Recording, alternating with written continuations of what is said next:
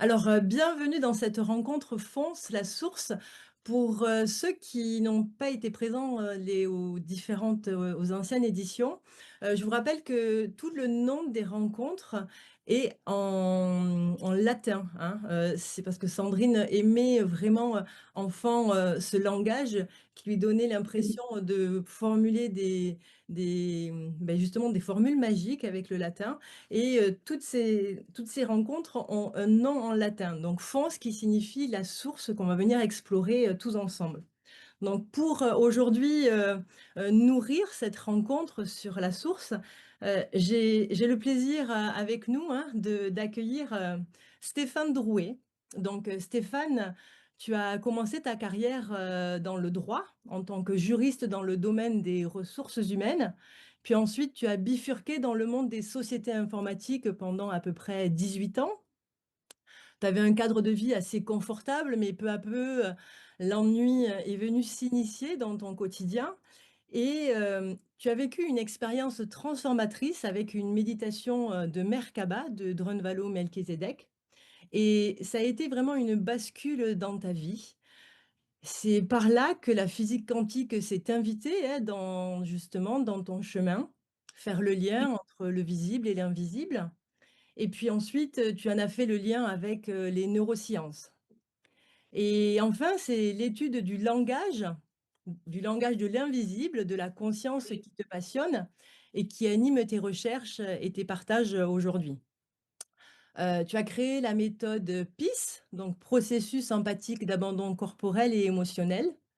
Et tu es l'auteur de différents ouvrages, dont La révolution quantique de la pensée, L'intelligence quantique du cœur, L'eau et la conscience quantique.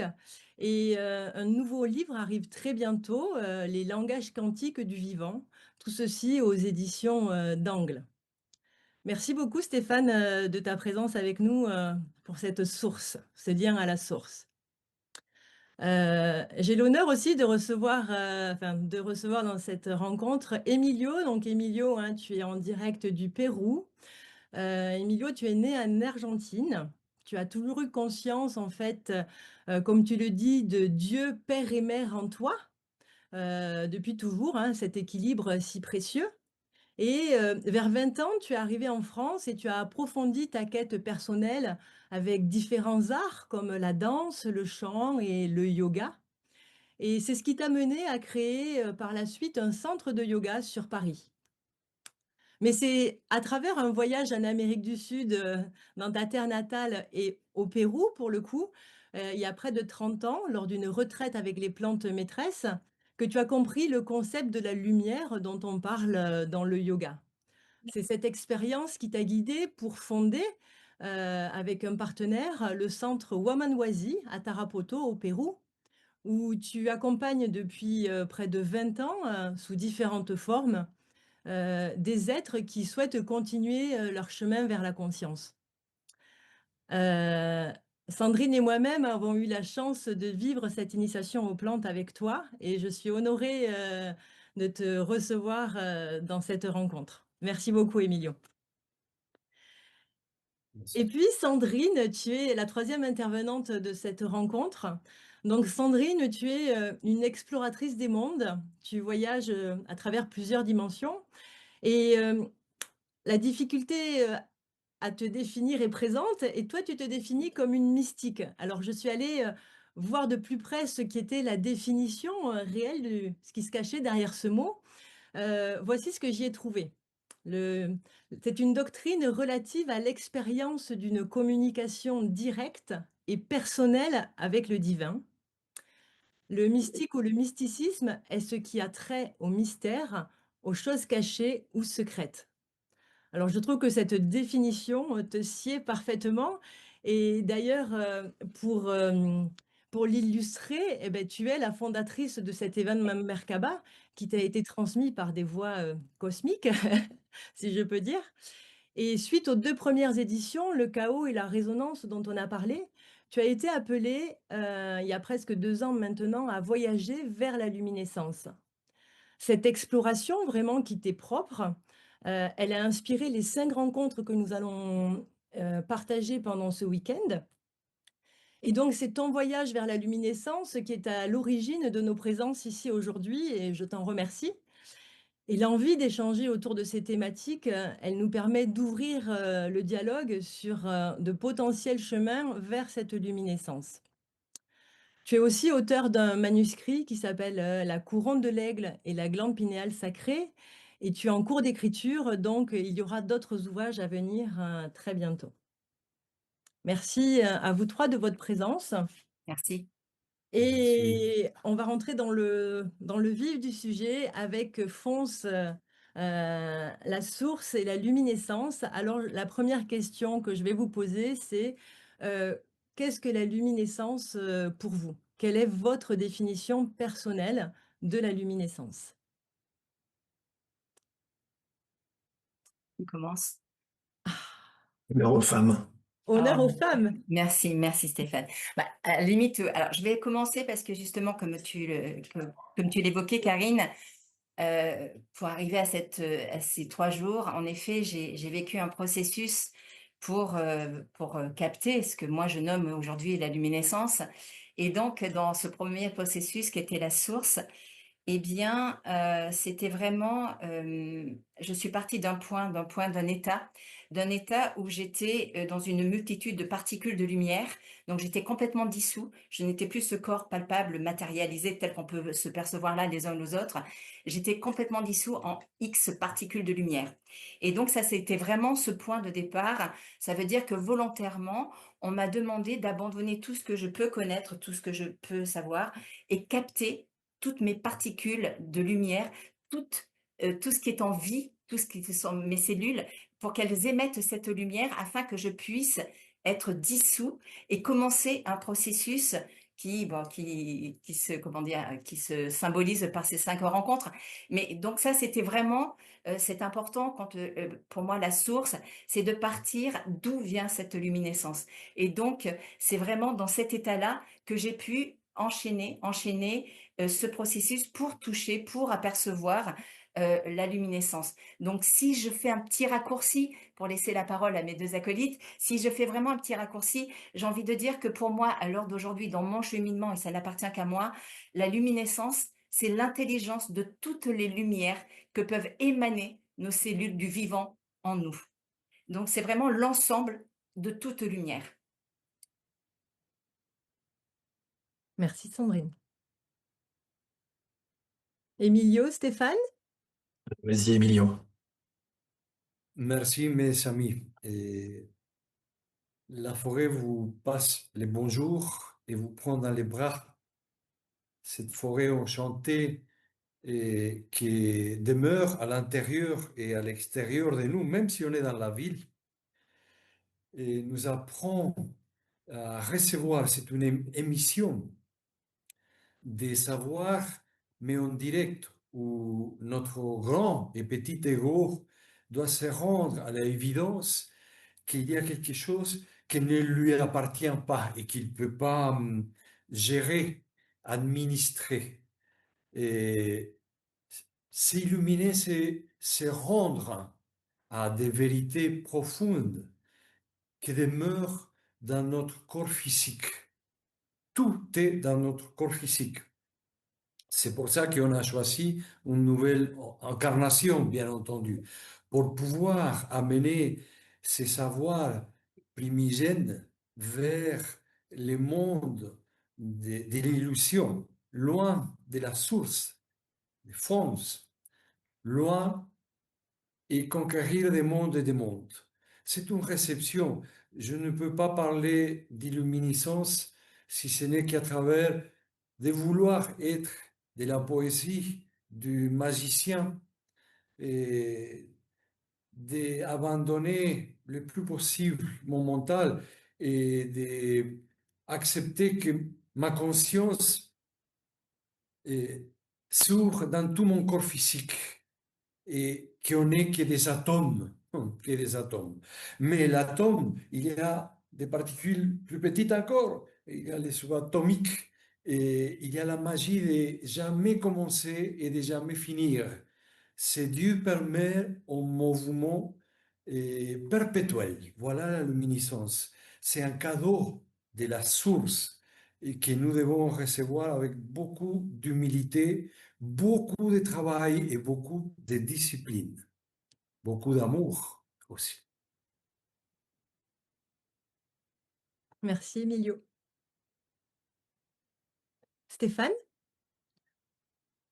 Bonjour, parce que je vous ai pas dit bonjour. Bonjour à chacun, bonjour à chacune. Alors, luminescence, moi, ce qui me touche dans luminescence, c'est vraiment l'essence même de la lumière. Et cette essence même de la lumière ne peut pas être perçue de l'extérieur. Elle doit nous inviter à nous oublier, comme disait Sandrine tout à l'heure, pour justement accueillir l'essence de la lumière. On a tendance à, comme on le voit dans le paradigme de la physique, l'observateur influence sa réalité juste en l'observant. Hein. On a tendance aujourd'hui à observer les choses de l'extérieur et à voir uniquement leurs contours.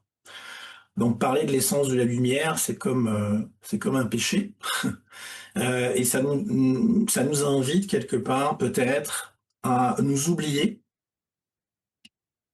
comme étant quelque chose qui regarde cette essence de la lumière de l'extérieur, et le langage va être très utile. On a tendance dans notre langage à décrire les choses, la source, la lumière, l'essence. Et tout à coup, elles ne sont plus ce qu'elles sont, puisqu'elles prennent une direction. Hein. Et donc l'essence de la lumière, ce serait peut-être se laisser traverser par cette lumière, si je puis dire, en s'oubliant, et sans que cette lumière ne prenne aucune direction. C'est-à-dire que le langage est extraordinaire parce que quand on enlève ces articles, tout à coup, le regard extérieur s'affranchit de ses frontières. Quand vous dites la lumière, tout à coup, elle prend une direction, mais si vous ne dites que lumière, elle est toutes les directions et plus personne ne lui est extérieur. Donc je dirais que c'est sûrement essence et lumière. Peut-être on pourrait juste comment je peux dire, les relier par un petit trait. Hein, j'aime bien, moi je fonctionne avec des mantras. Un mantra qui serait lumière, essence, juste lumière, essence. Probablement c'est ce qui s'en rapproche le plus. Et lumière, essence, chacune est vivante. Pourquoi? Parce qu'elle ne prend aucune direction. Je ne sais pas si vous le sentez. Hein, lumière, essence. Et je pense que ça suffit véritablement à la réponse. Parce que dès qu'on va commencer à donner une définition de luminescence, on va s'en écarter, c'est le paradoxe, parce qu'on va la regarder de l'extérieur. On ne peut pas connaître quelque chose à partir de son reflet et de son contour, mais justement en s'oubliant comme un regard extérieur et en étant finalement complètement dissous dans cette luminescence. C'est ce qui probablement s'en rapprocherait le plus. Et le langage va beaucoup nous aider là. Hein. Tu parles, l'essence de la lumière, donc l'essence, E2SENCE, mais également l'essence, et tu dis que la lumière, ne prend pas de direction du coup, dans cette luminescence. Mais est-ce que ça pourrait être qu'elle ne prend pas de direction, ou au contraire qu'elle les prend toutes, mais qu'elle ne se focalise pas sur une seule? C'est ça, tout à fait. Alors, ce qui est intéressant, je peux prendre l'analogie du cœur, si ça vous convient. Le cœur, en fait, il y a peut-être une méprise dans la façon qu'on a de percevoir le cœur aujourd'hui. Alors, je ne sais pas si vous avez suivi les travaux d'un institut aux États-Unis qui s'appelle l'Institut HeartMath dans les années 90. C'est arrivé chez nous dans les années 2000 via le professeur Servan-Schreiber qui est décédé il y a quelques années, qui parlait de cohérence cardiaque. Ça doit vous parler de quelque chose. Hein. Mais en fait, ce terme de cohérence cardiaque est un petit peu faussé parce qu'il parle comme d'une cohérence du cœur, alors que ce qui est plus proche de l'activité du cœur, c'est plutôt sa variabilité cardiaque. D'accord? Et cette variabilité cardiaque, en fait, pourquoi ce cœur bat régulièrement de manière irrégulière? C'est un peu troublant. Alors, Le cœur de l'embryon, le cœur du fœtus, le cœur du nourrisson, bat de manière régulièrement irrégulière. C'est-à-dire qu'il bat un petit peu avant la seconde, un petit peu après la seconde, chaque seconde. Sans doute, probablement, parce que la vie est totalement imprévisible et que le cœur a ce potentiel de s'adapter à tous les aléas. Et s'il a cette capacité à s'adapter à tous les aléas chez le cœur du nourrisson, ça veut dire que la vie du nourrisson n'a aucune direction. Elle est toutes les directions. D'ailleurs, réussir, il ne sait pas ce que ça veut dire. Il Oui. va apprendre plus tard, réussir. Réussir, on ne sait pas. Hein. On voit que le regard du nourrisson, hein, regardez un peu les neurosciences plus récentes, en fait, c'est un regard qui globalise. Il ne connaît pas ses contours. Il ne connaît pas les contours de papa, il ne connaît pas les contours de maman. C'est un contour qui est un regard qui globalise parce que le cœur ne prend alors aucune direction. Et à partir du moment où le cœur ne prend aucune direction, il sait vivre avec toutes les directions du vivant. Alors, Hein. est-ce que par rapport à ce que tu dis, Stéphane, Emilio et Sandrine, dans vos expériences personnelles, est-ce que le cœur pourrait être, le lien ou l'organe corporel physique du lien avec cette source de la luminescence peut-être à l'intérieur de nous, pour faire le lien avec cette source de luminescence qui est à l'extérieur de nous? Donc du coup, là, je dissocierais en fait la source de la luminescence, pour qu'il y ait le lien entre 2, faut qu'il y ait 2 personnes, hein, donc entre nous, en tant que personne physique et une quelque chose de plus grand. Est-ce que le cœur, ça pourrait être le média? Le cœur, c'est le nid et qui a la même résonance de notre nid cosmique. Lorsqu'on on doit la mission, on a la mission de revenir à la matière, on sort de notre nid cosmique, près de la source de tout amour, et ces atomes permanents appelés Atma, âme, bon, euh, les- la Saintissime Trinité. Et ces atomes viennent d'abord créer l'embryon, et c'est une expérience que je parle directement, qui c'est pas mental ce que je dis, hein. C'est des expériences que je vis dans les multidimensionnels. Et après, cette énergie, une fois posée, si on peut dire, à l'intérieur d'un ventre maternel, ces trois atomes permanents doivent se diriger vers le nid qui va battre et qui va nous donner forme et vie pendant X années. Effectivement, le cœur, c'est l'endroit où nous transformons à nouveau la matière qu'on habite, qu'on est venu à habiter, en espace divin. Et c'est la maison de Dieu Père Mère. Et ce cœur, c'est comme un coffre qui garde les bijoux les plus précieux qu'on peut avoir. Et si ce cœur est en mouvement et connecté avec la Terre, et va aussi nous connecter avec les divins en permanence, divin Père Mère. Et ça va allumer, si on peut dire, si je peux me permettre, et une pièce fondamentale dans toute notre organisation énergétique lumineuse qu'on appelle, et ça a été nommé, je crois, par Sandrine ou pour toi, peut-être Karine, la Saintissime Glande Pinéale. Et je dois dire saintissime parce que ce n'est plus quelque chose d'organique, euh,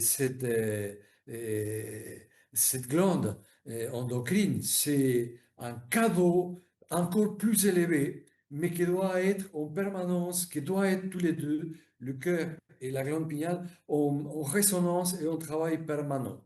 Ainsi comme les premiers chakras, la connexion de la terre et les deuxièmes sont en connexion avec la gorge, hein, l'expression de vie sur la terre. Le cœur, c'est le gardien de la lumière et c'est celui qui va gérer dans la matière les espaces les plus raffinés. la lumière la plus raffinée que gère notre saintissime glande pinéale. Très bien, je rebondis là-dessus, Emilio, merci. Heu, alors c'est vrai que lorsque tu poses la question sur le cœur, pour moi le cœur c'est une direction.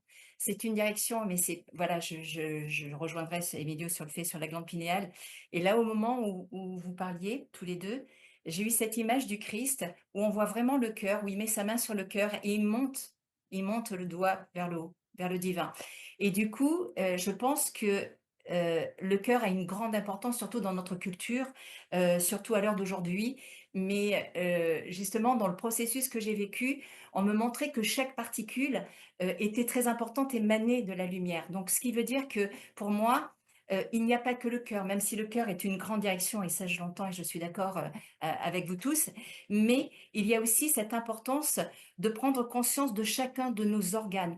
J'étais une multitude de particules de lumière. C'est-à-dire que comme tu l'as cité dans la première édition, Karine, on a parlé sur le foie.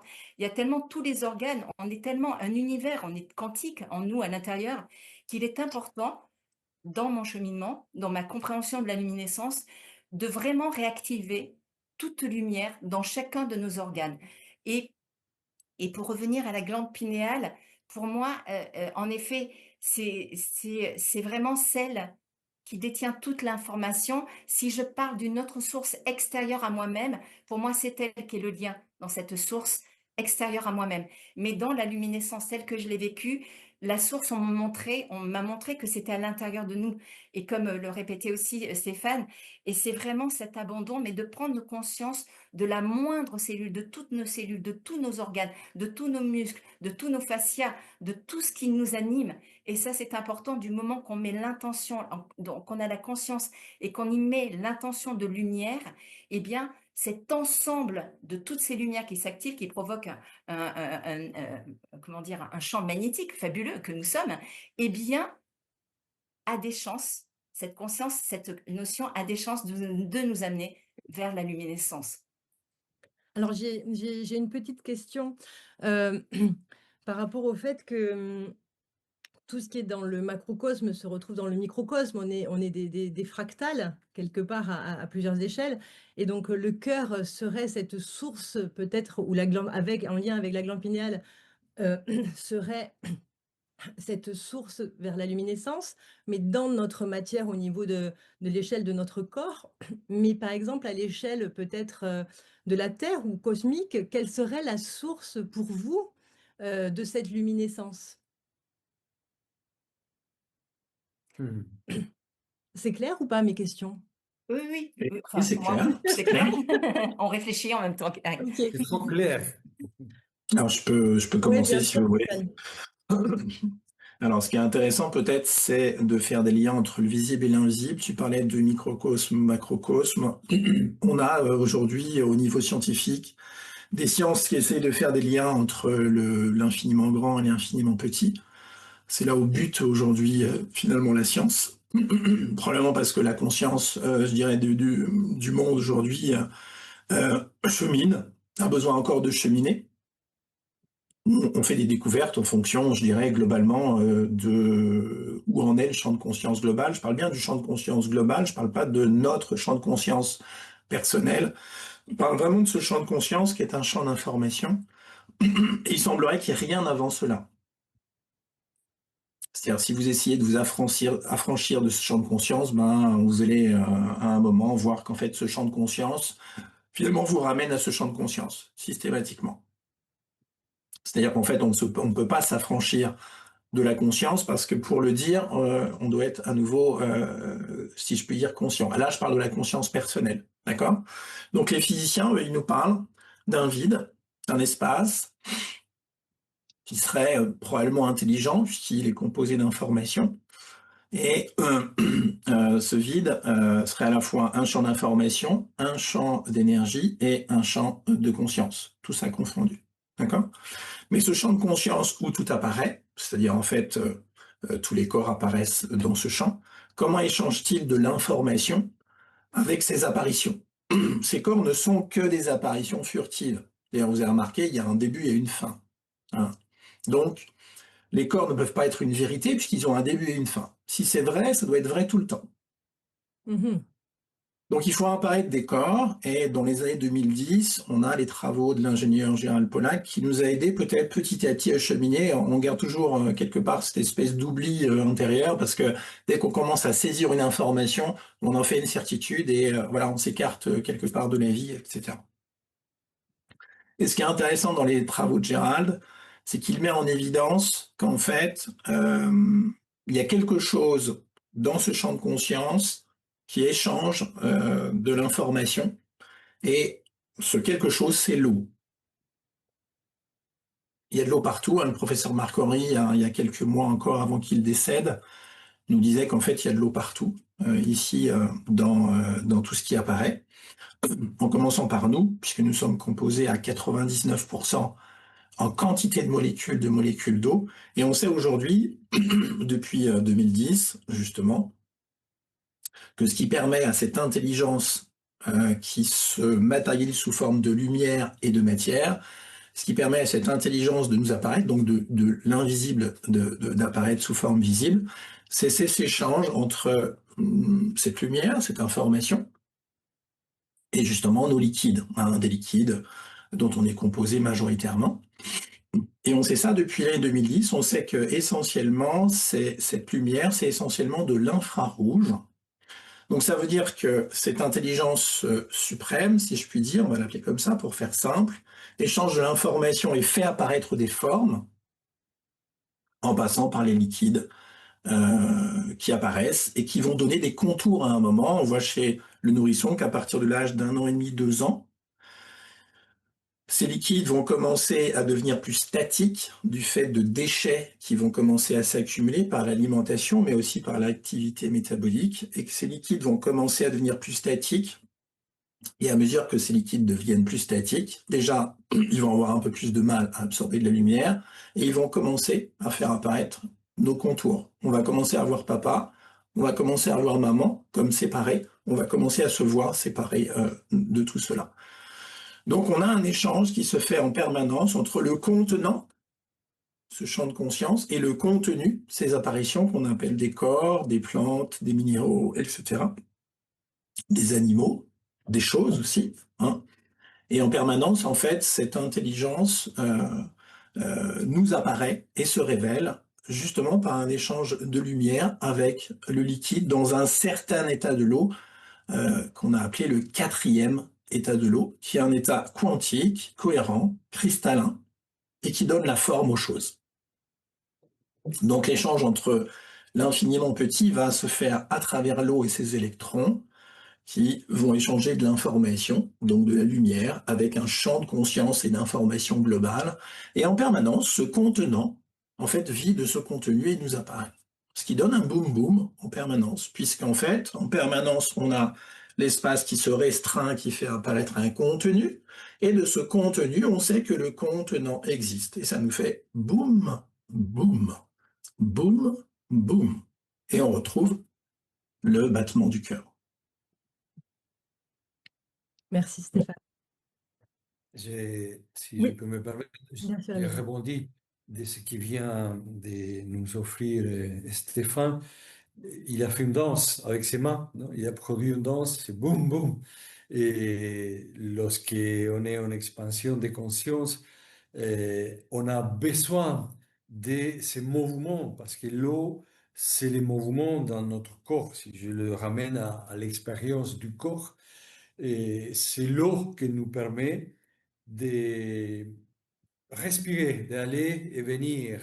Et c'est dans ces mouvements-là, les mouvements primordiaux de l'eau, de la mer, de la mer et de la mer des mamans, qui nous permet d'oublier le mental inférieur, le monde de la pensée, de pas oublier, de le laisser un peu de côté, et de laisser de côté nos besoins, et ce que je dois faire dans la vie, quelle est ma mission.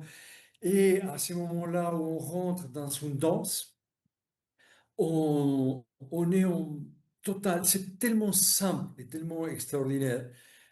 Ces mouvements nous amènent vers les origines de la lumière. On est lumière.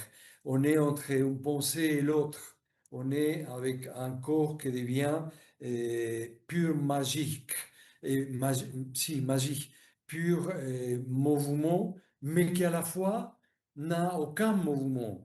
Hein. Dans le langage en lemnisca, dans les langages en dehors du mental, et ça peut être contradictoire, mais aussi Stéphane l'a nommé tout à l'heure, un mouvement sans mouvement, un extérieur sans extérieur. Et c'est là le moment de magie profonde où la lumière éclore. C'est le moment où on ne pense plus avec le mental inférieur, où on n'est plus là. Il n'y a plus de pensée. C'est la pensée du divin permet que nous traverse et tout. Et c'est là que l'être humain doit travailler de nos jours. On doit nommer cette lumière, on doit l'explorer avec beaucoup plus d'engagement. Cette lumière nous appartient, c'est un droit de naissance. Et cette lumière, c'est des actions justes, c'est des pensées justes, c'est aller plus loin dans la conscience humaine. Et on est obligé de passer. Et là, je dois nommer les yoga, parce que dans les yoga, on, on nomme les éléments qui composent un centre d'énergie, mais on s'arrête et on oublie un peu cet élément hein, qui appartient au premier œil, à ces chakras qui est bon, nommé aussi troisième, où la lumière se déploie. La lumière devient, et nous on devient la lumière. Et l'enfant, jusqu'à l'âge de 7 ans, il est pure lumière pure. Et il ne pense pas, il est. Et on doit récupérer ça. Bien sûr que la pensée, c'est quelque chose de très, très important, mais on doit pouvoir vivre dans ces deux mondes, le monde de la pensée inférieure et le monde de la pensée supérieure. Et c'est là que l'eau, les mouvements, la danse, les chants, et les prières, la dévotion, les contacts avec la terre, l'amour doit se manifester comme un travail obligatoire de tous les jours. Et créer dans les sacrés, dans la technologie sacrée. La technologie sacrée nous demande des actes concrets d'amour et de beauté. La beauté, c'est de la lumière. Et la lumière, c'est de la beauté. Mais il faut qu'on soit très concret avec ça et qu'on pratique et qu'on puisse avoir beaucoup de discipline, beaucoup de contentement et beaucoup d'enthousiasme pour faire jaillir cette lumière davantage et pouvoir offrir aux autres, bien sûr, cette lumière comme exemple et comme service, parce qu'on veut tous savoir quel est notre service, quelle est notre mission. Mais voilà, c'est de réaliser la divine présence du divin Père et dans la dualité, dans l'illusion. Merci Emilio.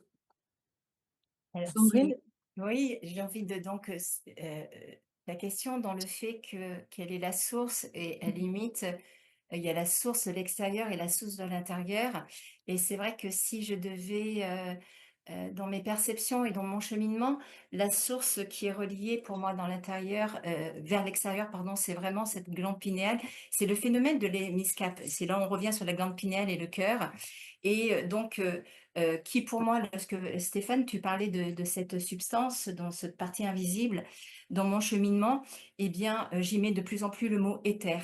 L'éther qui est vraiment cette substance qui englobe, et je me suis aperçue que beaucoup de physiciens en parlent énormément, enfin, depuis un certain temps d'ailleurs, sur l'éther qui est une matière que on peut pas non plus tout capter, tout palper. Mais pour moi, dans mon cheminement, c'est vraiment là où il y a toute source d'information. Et je me suis aperçue que cette information de l'éther, eh bien, arrivait directement dans notre glande pinéale. Donc, et en effet, je rejoins sur le phénomène de l'eau. Pourquoi? Parce que l'eau, déjà, comme tu l'as dit, Stéphane, notre corps est, on est quand même composé en majeure partie d'eau. Mais c'est un des fluides, c'est un des vecteurs les plus fluides qu'on puisse, nous, en tant qu'être humain, pouvoir comprendre, accueillir, parce que l'eau, c'est, comme tu disais, Emilio, c'est la mer, c'est l'émotionnel, c'est tous ces états, et pour moi, ça arrive directement dans le cœur. Donc, si j'essaye d'être claire, par rapport à ta question, Macarine, ça serait que toute information qui vient de l'extérieur, cette source qu'on peut le nommer, alors, je trouve que voilà, c'est limité aussi de dire source, mais bon, puisqu'on parle de fond, on va dire, j'utilise ce mot. Pour moi, c'est cette matière qui nous englobe à tous, qui englobe tout l'univers, qui est l'éther, là où on dit l'éternel. Voilà, dans tous les textes, on parle de l'éternel. Et donc, du coup, c'est là où ces sources d'informations qui se dirigent, si on en prend conscience, si on ouvre donc, le premier œil, troisième œil, cette glande pinéale en tout cas, qui qui est un réceptacle, qui est pour moi le Graal, qui reçoit toutes ces sources, véhiculées par l'eau, qui du coup nous amène dans le cœur, puisqu'on sait que dans le cœur, bah, c'est ce qui fait voilà, cette touche humaine, d'avoir tous ces ressentis, et qui repart, pareil. C'est comme le lémiscape, et ça me fait vraiment penser à cette lettre hébraïque, je ne sais pas si vous la connaissez, c'est F, c'est le chiffre 8. Elle fait vraiment celle qu'on appelle la barrière, mais qui en fin de compte est un obstacle à passer. Et cet obstacle, c'est simplement cette prise de conscience de faire ce lemniscap, ce mouvement qui n'est pas forcément un mouvement, mais qui est éternel, qui va vers le haut et vers le bas.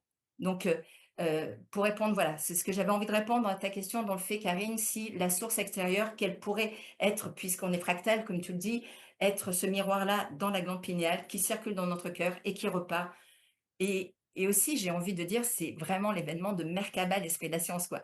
C'est vraiment ce qui a été donné dans l'esprit de mettre dans la matière. Et pour moi, ça, c'est très luminescent dans ce que j'ai vécu. C'est vraiment mettre de l'esprit dans la matière et après, justement, véhiculer tout ce qui se passe là, avec la présence de chacun, avec le verbe de chacun, et de repartir dans l'esprit. Et là, je trouve qu'on est vraiment dans cette luminescence, dans cette volonté luminescence qui ne nous appartient pas forcément individuellement, mais en tout cas collectivement. Merci Sandrine. Alors dans cette, source de la luminescence, dans cette quête de la source de la luminescence, je voudrais vous partager une réflexion et savoir un petit peu, justement, vos pensées par rapport à ça.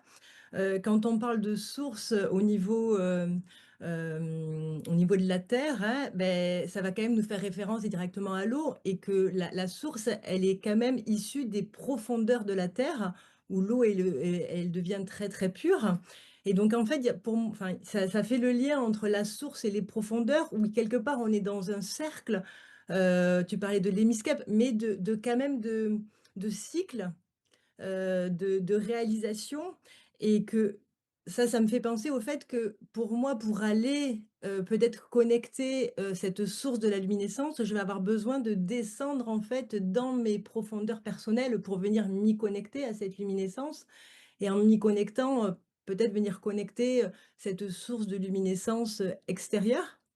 Qu'est-ce que vous pensez, de justement ce lien avec cette source et au niveau de, de l'eau, de l'eau matière-matière, hein, pas de l'eau et la conscience quantique, ou la conscience quantique de l'eau, hem, par rapport à cette recherche de la luminescence?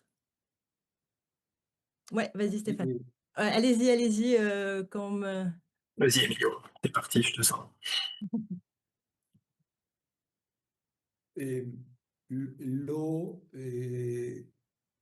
alors, la connexion, parfois il me vient de voir que toutes nos problématiques ou un moment difficile de notre vie va créer une ouverture, comme une plaie dans notre corps physique.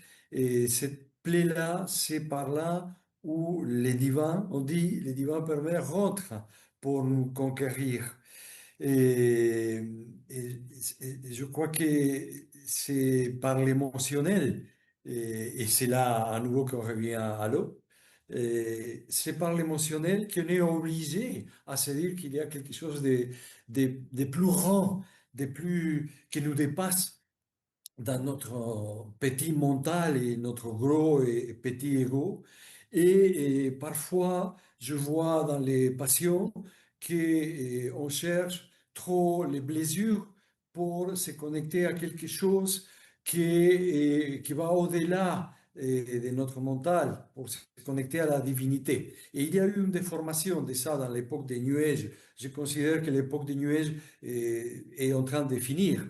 Et mais on cherchait trop la souffrance et on a oublié les aspects du mouvement de l'eau que peuvent nous donner, au-delà de la souffrance, déjà tout le savoir que nous gardons à l'intérieur de nous. Et c'est très pratique mon discours.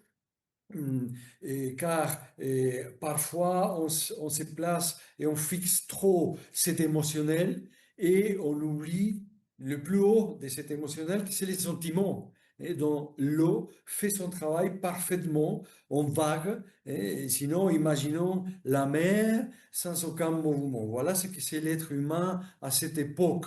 Et si on ne fait pas un travail avec notre corps et avec aussi l'intellect et notre mental par rapport à ces éléments. Et l'élément eau, bien sûr, nous montre combien on utilise trop parfois l'émotionnel et comment on s'identifie trop avec la souffrance. Et à un moment, il faut s'arrêter. Mais on ne connaît pas comment faire et comment passer à une autre chose. Et c'est dans ces mouvements de flux et reflux qu'on va découvrir comment passer à des aspects de ce mouvement de l'eau, de la source, et où il y a toute la créativité et tout notre potentiel. Merci Emilio. Alors, ce qui est intéressant dans l'eau et dans la question que tu as, c'est que on se rend compte que l'eau, finalement, va sans cesse adopter la structure de l'espace, la structure de ce champ de conscience. C'est-à-dire que l'intelligence du divin, l'intelligence de la vie, va sans cesse nous apparaître sous forme de boucles, dans des boucles, dans des boucles, dans des boucles. Et d'ailleurs, le signe de la croix, probablement, je dirais, est un symbole de ces boucles dans des boucles, puisque dans une boucle, on a à la fois une verticalité et une horizontalité, puisqu'on a bien une horizontalité et une verticalité confondues. Hein.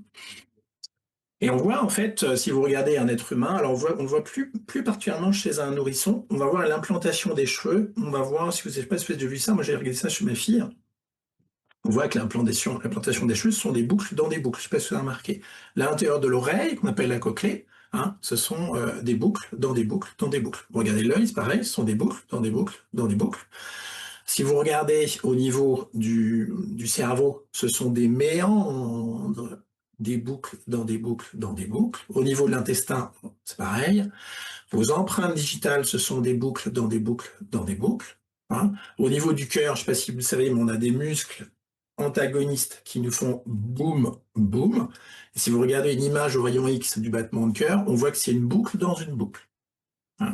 On sait aujourd'hui, alors ça c'est plutôt les études américaines, que le cœur c'est un vortex, un double vortex imbriqué. On sait que le débit sanguin, aussi, les artères sont striées, et ce qui permet au débit sanguin d'emmener le sang par sa force jusqu'aux capillaires, donc jusqu'aux extrémités des doigts.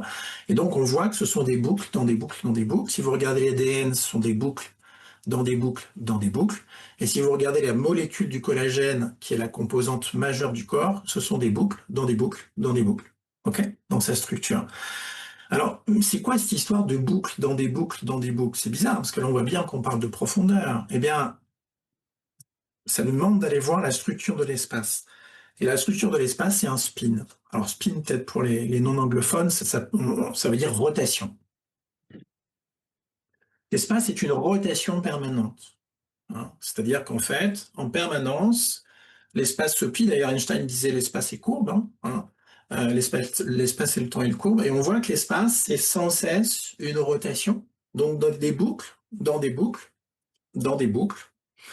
Et en permanence, dans ces boucles, eh bien, à chaque fois que le spin change de direction, il laisse une trace dans l'espace. C'est extraordinaire. Et nous apparaissons de ces traces. Et on voit ça plus loin, quand on regarde la structure de la lumière, ce n'est pas un flux continu, contrairement à l'idée qu'on s'en fait. La lumière est discontinue. C'est-à-dire que par moment, elle a besoin de s'oublier pour ne jamais s'oublier. C'est-à-dire qu'on a des petits paquets de lumière qui sont espacés par du vide. Et on retrouve cette structure du spin, où à chaque fois qu'elle change de direction, elle laisse une trace dans l'espace, comme un voilier, en fait, qui, dans son sillage, laisse une trace. Et de ces traces vont apparaître les formes. L'espace se plie. Et de ces pliures vont apparaître les formes des êtres humains, des plantes, des animaux, des minéraux, etc. C'est extraordinaire, hein. Donc on voit que finalement, la structure de l'espace, c'est à la fois une rotation qui crée une verticalité et une horizontalité confondues, et en même temps de cette profondeur qui se rapproche de plus en plus proche de la vie, il y a à la fois, je dirais, la matière qui apparaît, des traces qui sont laissées par ce spin.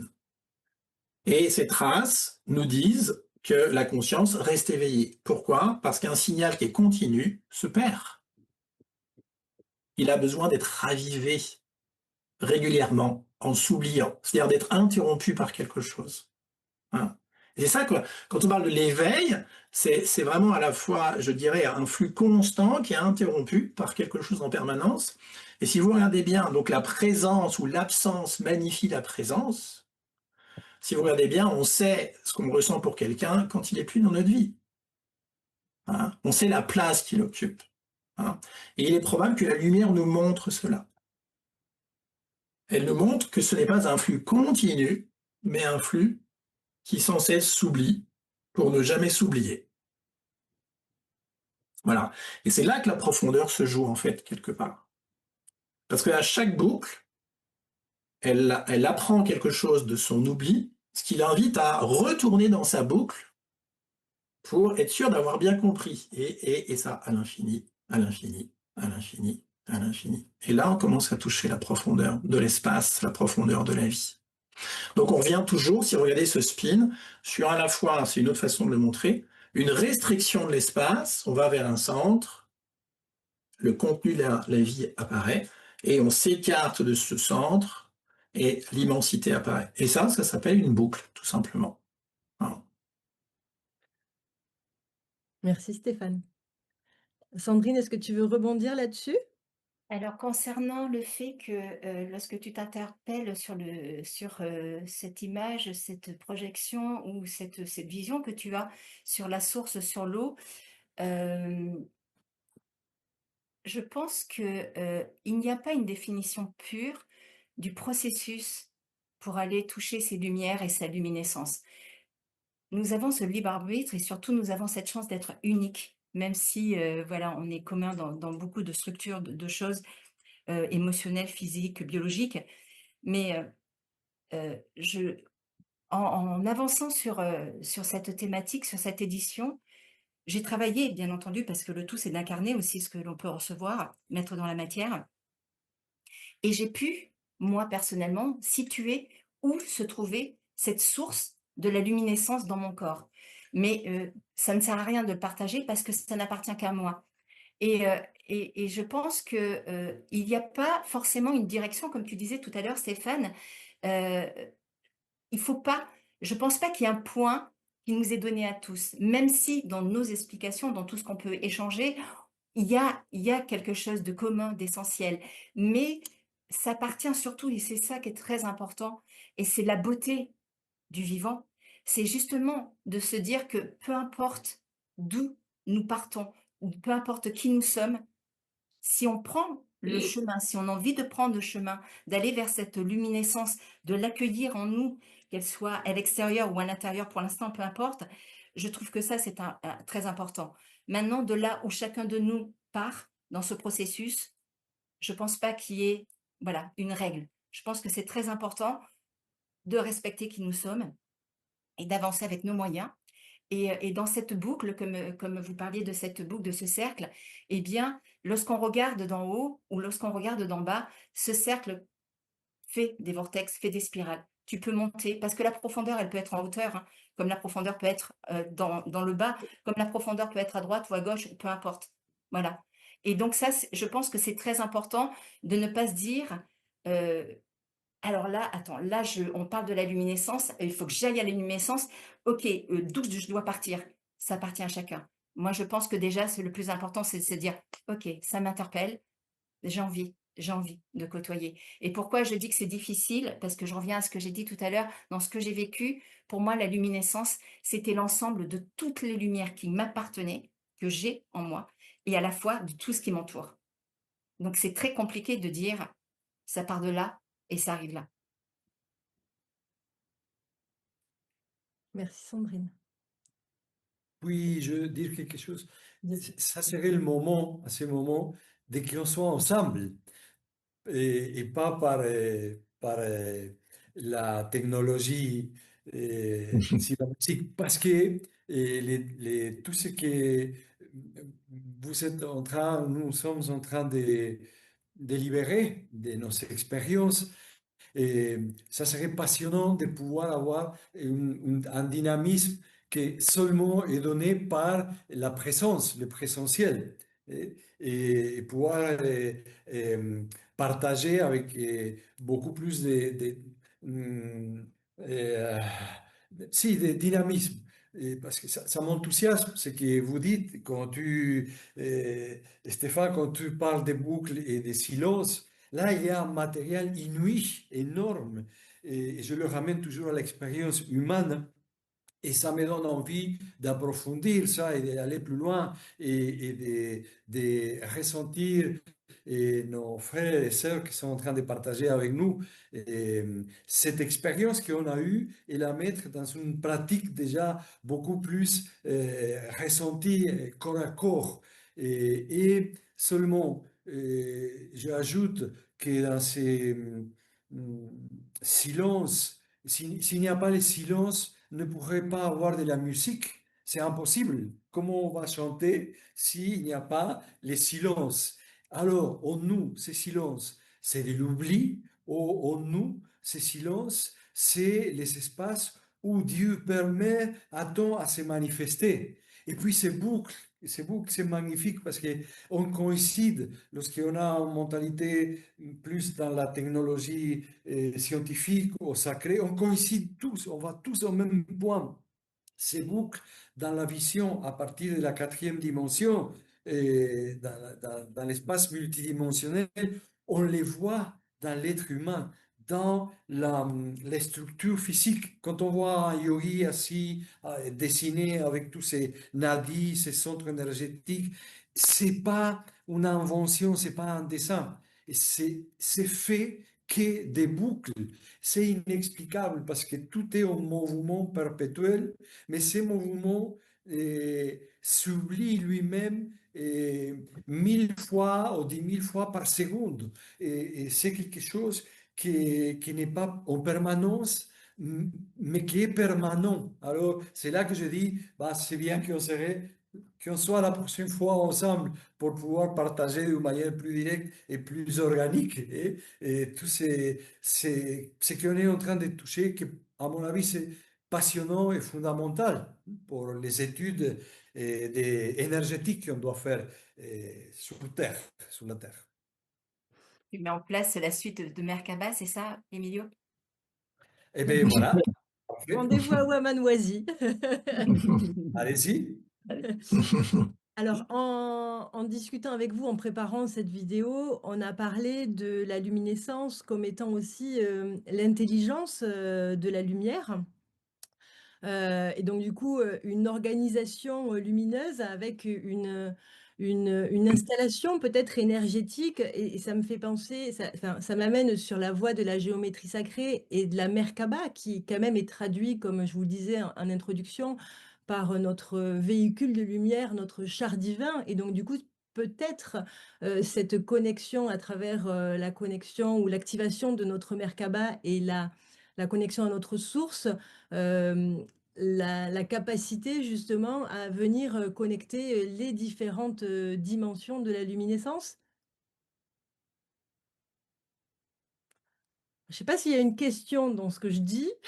Je suis pas sûr, mais Non, mais en tout cas, je Tu voulais fais un vous... lien entre la Merkaba et la lumière, et peut-être utiliser l'étoile de la Merkaba pour aller vers cette luminescence? Alors oui, et puis alors la Merkaba est une géométrie sacrée, mais l'eau à la fois, la particule, la molécule d'eau, on sait qu'aussi, selon l'information qu'on lui donne, elle va avoir ou telle mémoire, enfin telle mémoire, et du coup telle forme, et ça va être aussi de la géométrie sacrée. Donc peut-être utiliser la géométrie sacrée pour pouvoir, se connecter à notre luminescence. Emilio, tu nous disais que justement quand tu étais en cérémonie avec ces plantes maîtresses, tu recevais en fait, à travers ces connexions avec les plantes, cette organisation dans ton corps en fait, qui venait te faire Sí, prendre conscience du tout et peut-être de cette source qui en fait est, heu, le début, la fin ou juste l'infini, sans début ni fin. sí.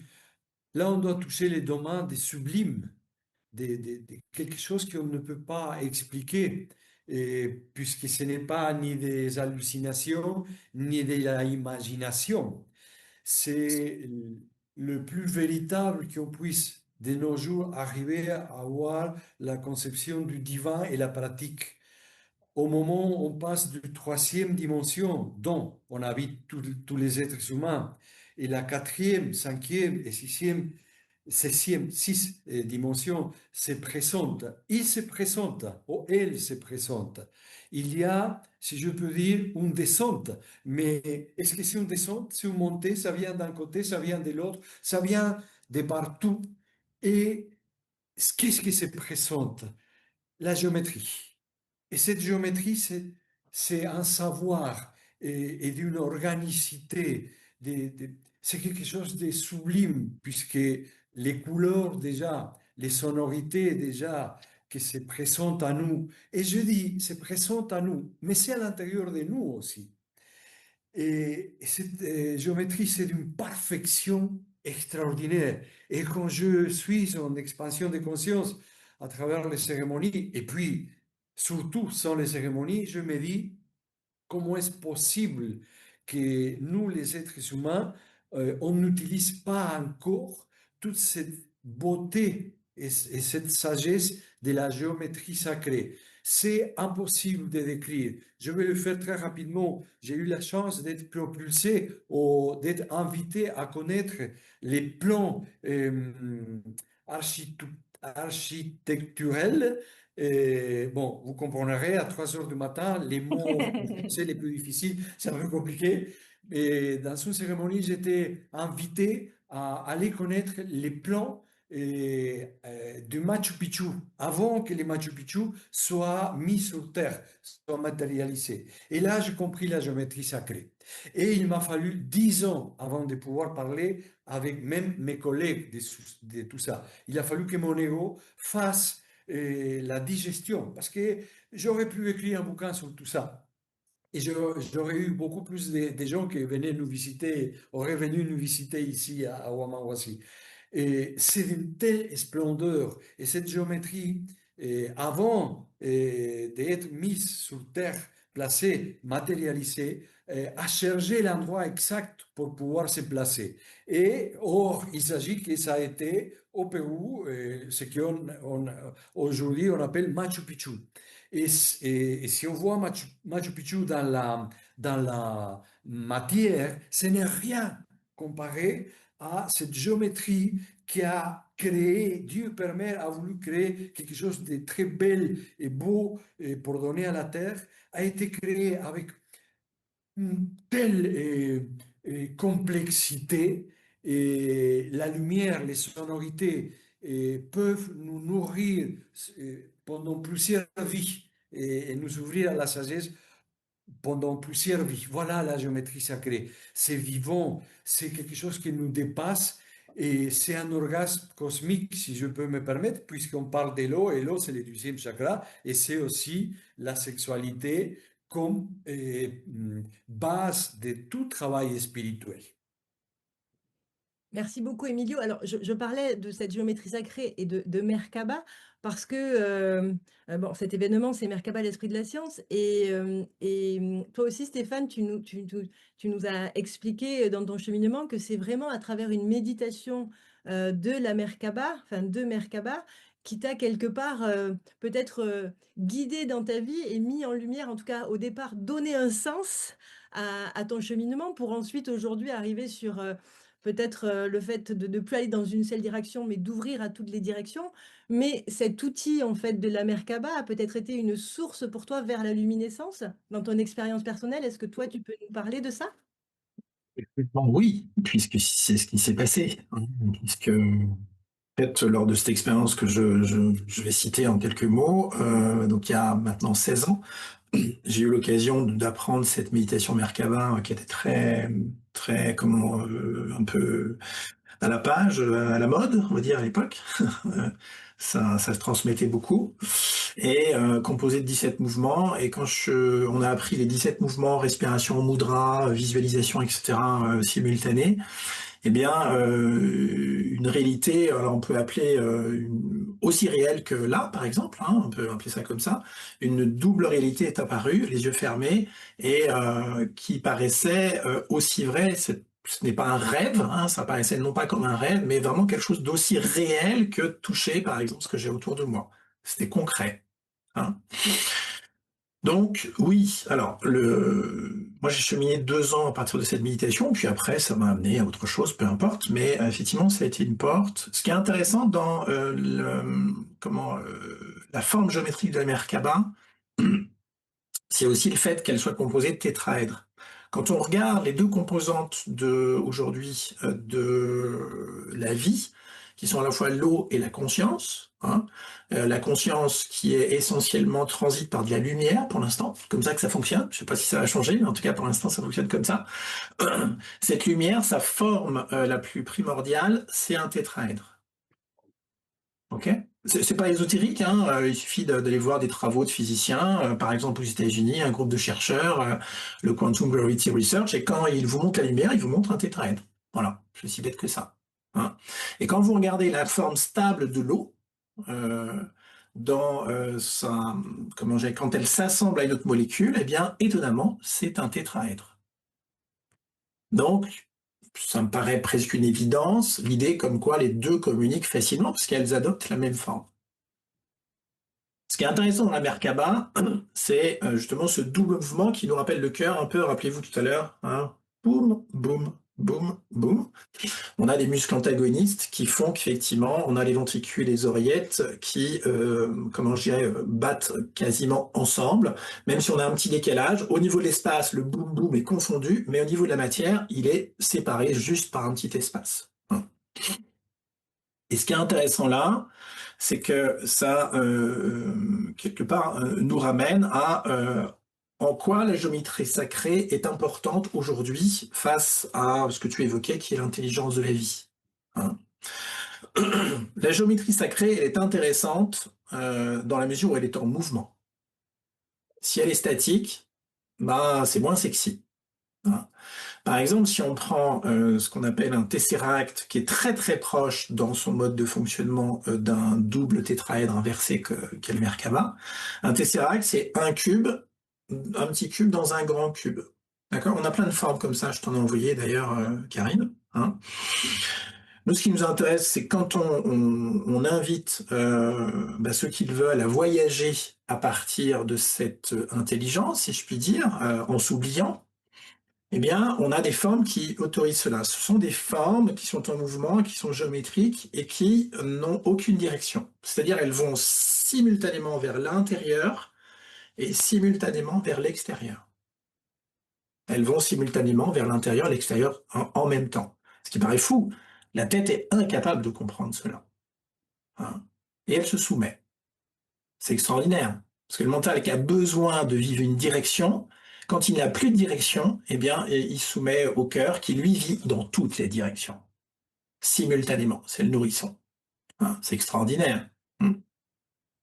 Donc, on voit que la géométrie est intéressante dans la mesure où elle est en mouvement et qu'elle, reproduit le mouvement naturel de l'espace qui est vers l'intérieur et l'extérieur simultanément, hein, intérieur, extérieur simultanément. Là, je vous le fais en 2 temps parce qu'il faudrait qu'on soit 2 pour vous le montrer, hein, mais vers l'intérieur et l'extérieur simultanément, ce qui donne le boum boum. Donc on voit que si on utilise la géométrie sacrée, à bon escient, avec des formes qui ne vont ni vers l'intérieur ni vers l'extérieur, en choisissant une direction, eh bien le cœur est sollicité, naturellement.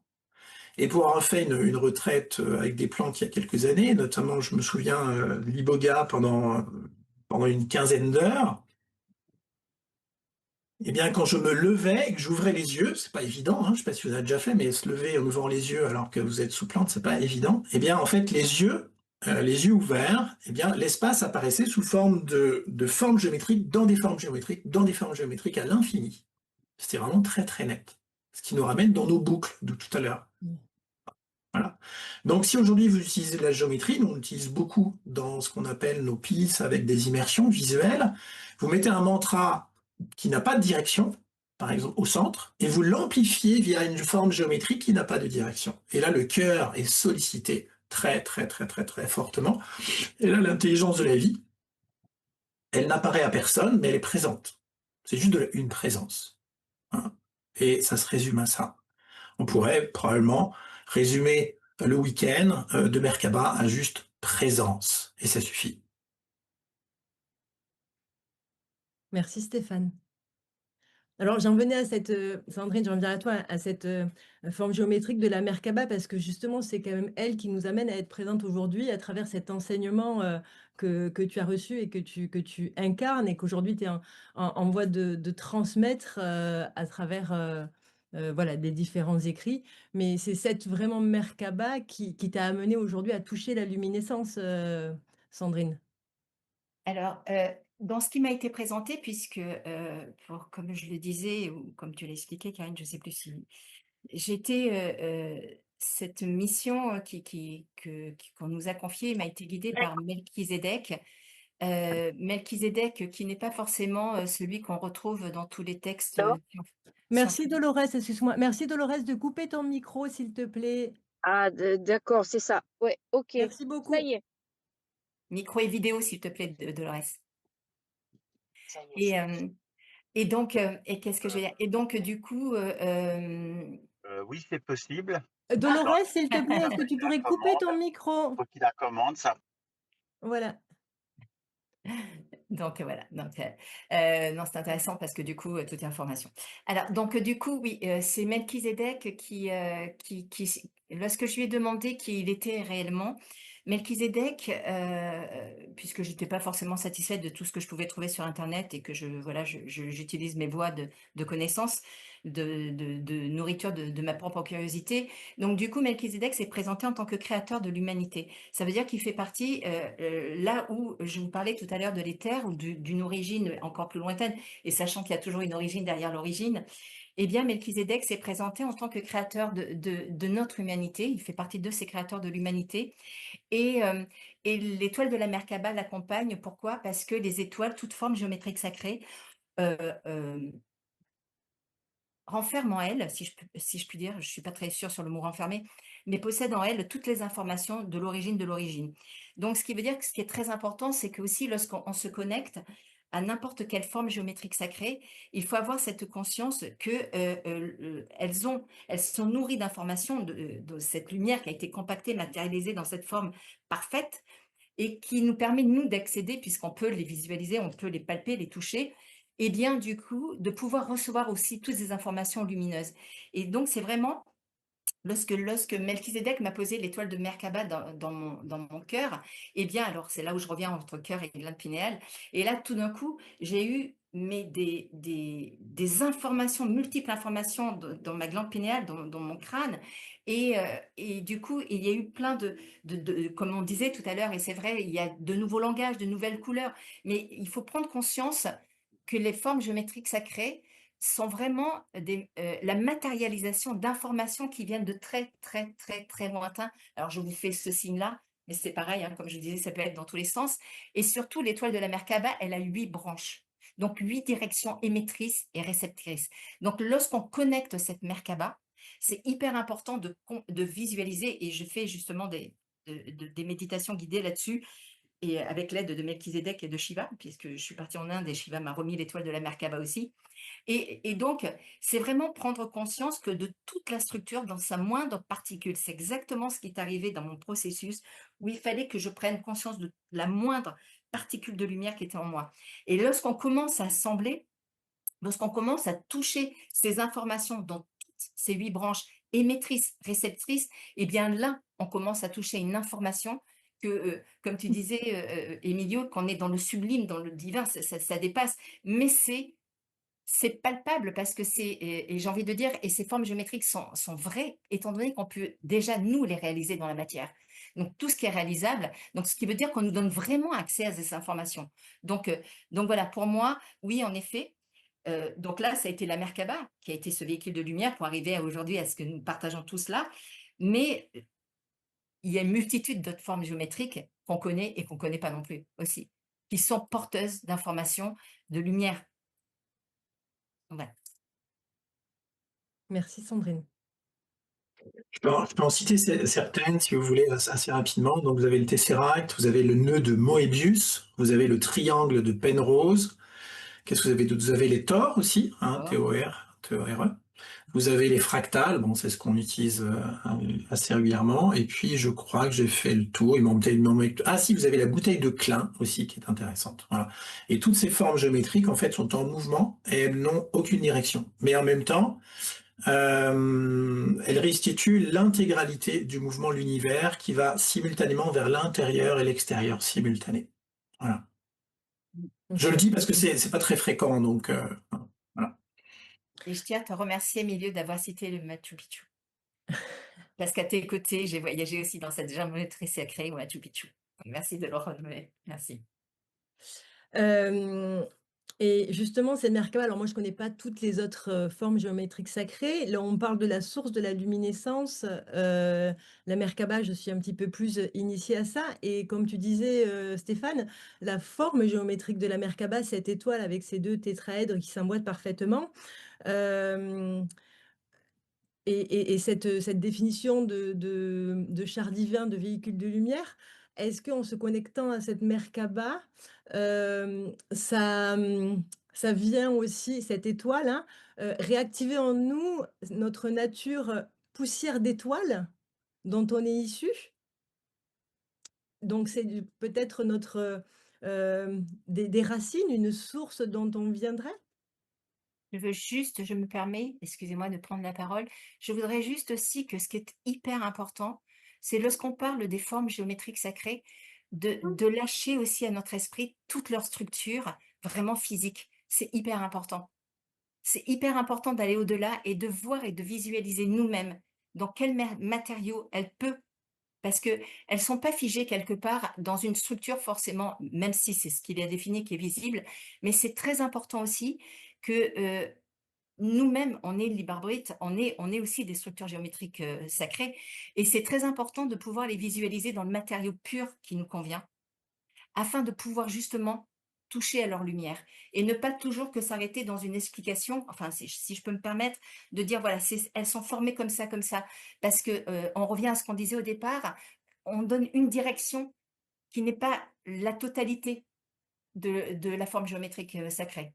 Pardon, je voulais voilà, intervenir là-dessus. Et si je peux me permettre aussi, et qu'est-ce que nous fabriquons, ou qu'est-ce que nous faisons, parce qu'on est géométrie, malgré nous, ou même si on est conscient de ça, qu'est-ce que nous fabriquons avec nos différents corps, qu'est-ce que nous utilisons de cette géométrie, et qu'est-ce qu'on va opaquer de cette géométrie ou bloquer. Mais tout est l'émotionnel, les mental, les sublimes, le corps physique, l'air qu'on respire, l'énergie quantique entre une matière et l'autre qu'on voit, cette matière et l'autre, entre une feuille et l'autre dans la forêt.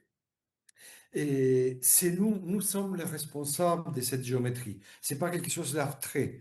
Comment on va l'utiliser? Et on a un château et parfois on vit dans une seule pièce. Et là, on reste là, puisqu'on ne sait pas qu'on a un château. Donc, la géométrie, c'est un outil qui n'est pas euh, qui est partout, mais qui c'est à l'intérieur de nous. Et nous, on est les responsables de les éveiller et dire, bon, c'est une époque où je suis trop dans l'émotionnel. Quelle forme a cette géométrie? Est-ce que cette géométrie, elle n'est pas un peu arrêtée, sans mouvement? Est-ce que je ne dois pas la mettre en mouvement? Est-ce que je ne dois pas l'embellir? Voilà, des choses purement pratiques, yogiques et chamaniques. Qu'est-ce qu'on fait avec ces châteaux qu'on a acquis par naissance et de la source divine de tout amour? Et est-ce que vraiment on fait un gâchis ou on prend le compromis de l'utiliser?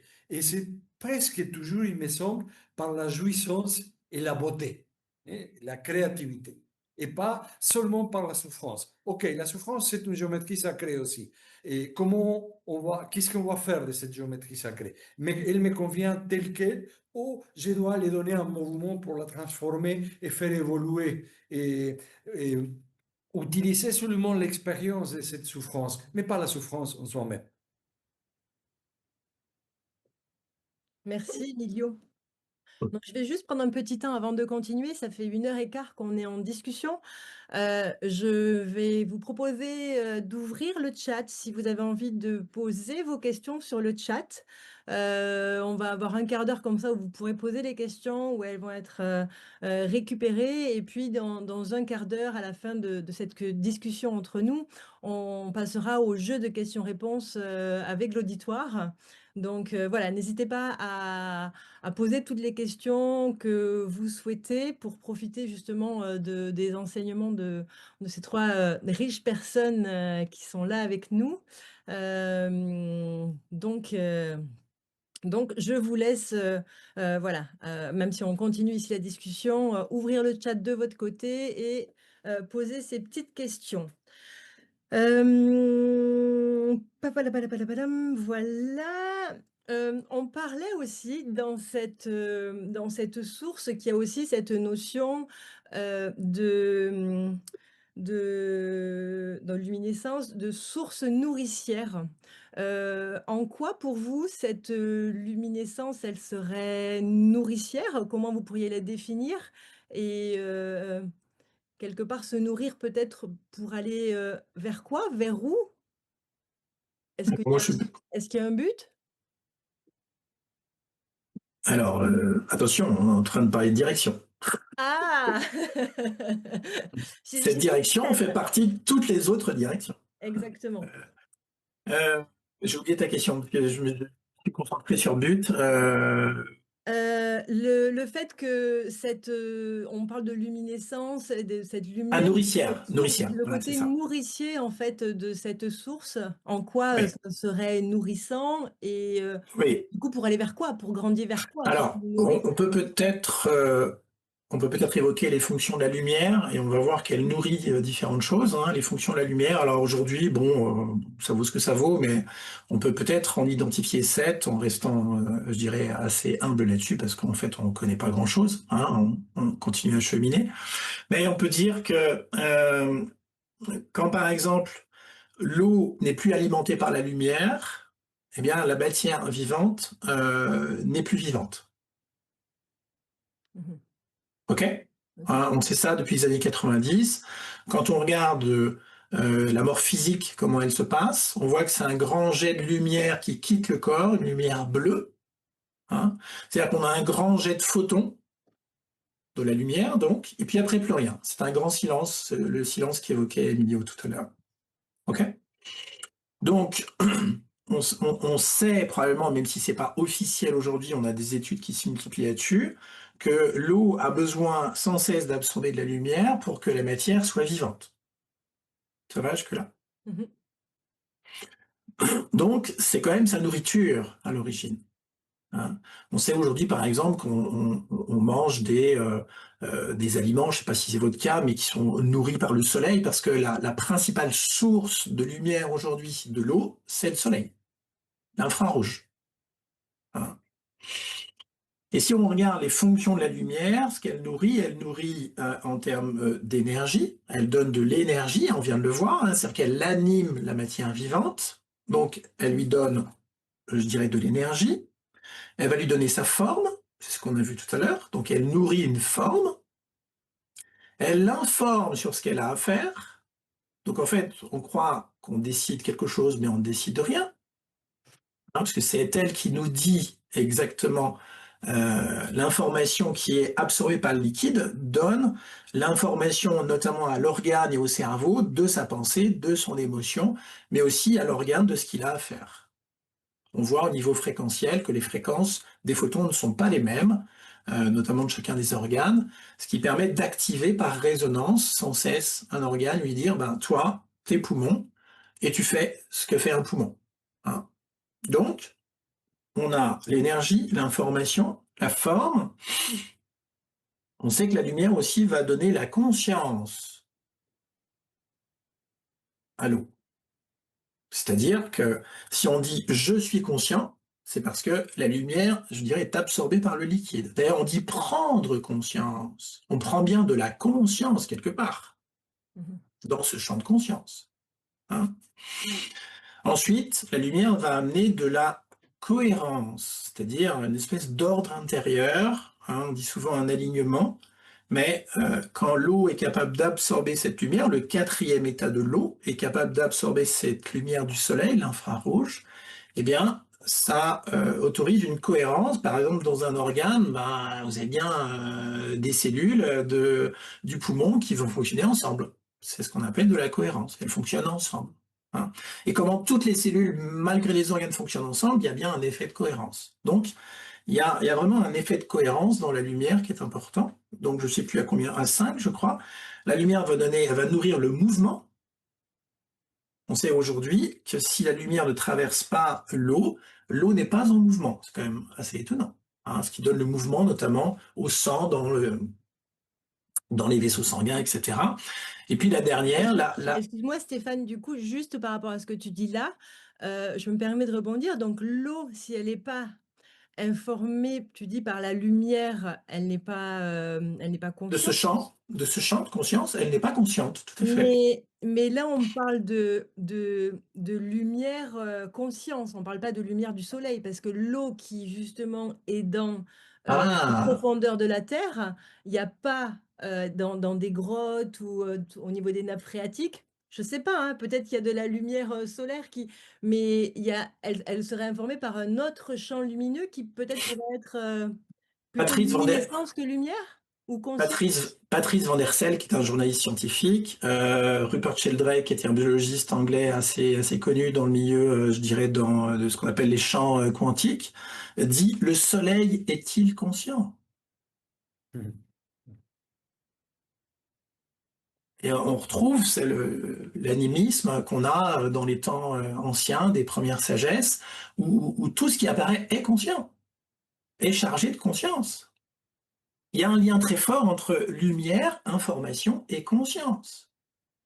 Ce champ de conscience, je dirais, donne son information via cette lumière. Et si l'eau récupère cette information, eh bien, il est informé de ce qu'il a à faire, comment penser, comment ressentir, comment désirer, comment aimer, comment, je dis oublier quelque chose, comment, enfin bon, vous les avez quasiment toutes.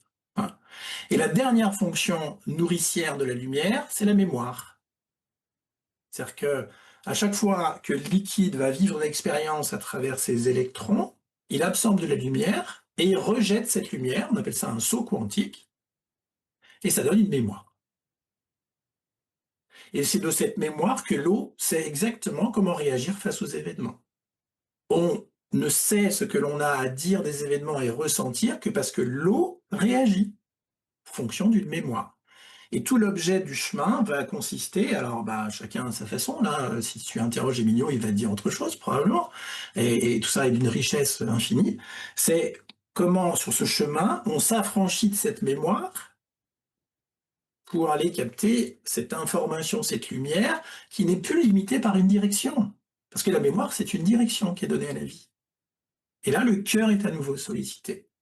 Mais ça demande de savoir parler ce langage qui n'est pas celui de la mémoire, qui est un langage qui est celui de la conscience et qui s'affranchit des limites de la mémoire. On dit que la mémoire de l'eau est importante, oui, mais c'est aussi un carcan. Hein, c'est pas tout blanc ou tout noir. Hein. On a besoin de cette mémoire pour construire ce corps, pour ressentir des émotions, des pensées, des désirs, etc. Mais la mémoire de l'autre, c'est aussi toujours nous faire reproduire la même façon de réagir face aux événements. Hein. Donc là, peut-être le défi de l'humanité, c'est de trouver un langage qui ne passe pas par notre langage linéaire du quotidien qui sans cesse donne une direction. Vous voyez, toutes les phrases, elles portent une direction. Ce qui est quand même assez étonnant, c'est que le nourrisson va apprendre un langage qui va petit à petit l'éloigner de son cœur. Ben oui, à partir de l'âge de 2 ans, on va apprendre un langage avec des adjectifs, des adverbes, des articles, etc., qui vont donner systématiquement une direction à nos actions et qui petit à petit vont nous écarter de ce cœur. Et donc, on doit trouver cette chaîne de l'humanité actuelle, un langage, des langages. Hein, je participerai demain à Lingua, donc on en parlera. Il y a d'autres langages aujourd'hui de conscience qui sont disponibles, mais qui sont plus limités par la mémoire du corps et des cellules, et donc des liquides. Ouais. C'est là où on est en train d'évoluer. Les plantes, Emilio pourrait en parler mieux que moi, nous aident à cela aussi. Alors, Hein. on va pas trop parler de la conférence de demain sur le langage parce que ça va être vraiment une autre thématique à part entière. En tout cas, merci Stéphane pour ces précisions sur la lumière nourricière. Est-ce que Emilio, Sandrine, par rapport à cette lumière nourricière, à cette source nourricière, comment vous la définiriez? Comment elle résonne en vous? Et la lumière se présente, la lumière me touche, la lumière devient mémoire, comme disait Stéphane. Et dans le travail chamanique, ces mémoires, on l'appelle ancêtres, nos nobles ancêtres et enseignants. Et on doit les honorer et les appeler. Donc, la lumière prend forme des ancêtres. Mais où se trouvent-ils les ancêtres? À l'intérieur de nous. On ne peut pas honorer un ancêtre passé au futur, au présent, si ce n'est qu'à l'intérieur de nous. La lumière dans l'expansion des consciences et à l'intérieur de cette mémoire doit me faire prendre conscience que nous sommes conscients de la conscience. En forme humaine, nous, on n'est pas conscience pure. Nous sommes la conscience de la conscience. Et ça, c'est passionnant, mais justement, c'est l'emnisca à nouveau, c'est le langage multidimensionnel. Nous ne sommes pas pure conscience lorsque nous, on est incarné. Et ça, c'est un cadeau, mais parfois un cadeau empoisonné si on ne souffre pas à l'expérience de la pratique lumineuse puisqu'on ne comprend rien. Qu'est-ce qu'on est venu faire sur cette terre? Lorsqu'on s'allume, pardon, et, dans la conscience de la conscience, on commence à comprendre et à se souvenir, à avoir la mémoire de la conscience pure. C'est un voyage passionnant, c'est comme si on prenait une fusée spatiale, on est propulsé dans l'espace et là, quelqu'un nous met dehors de la fusée spatiale, mais on a une cordelette à niveau du nombril et on sort. C'est insupportable. Recevoir la lumière et pouvoir l'étudier et la expérimenter, pas trop d'égos sur la planète veulent le faire.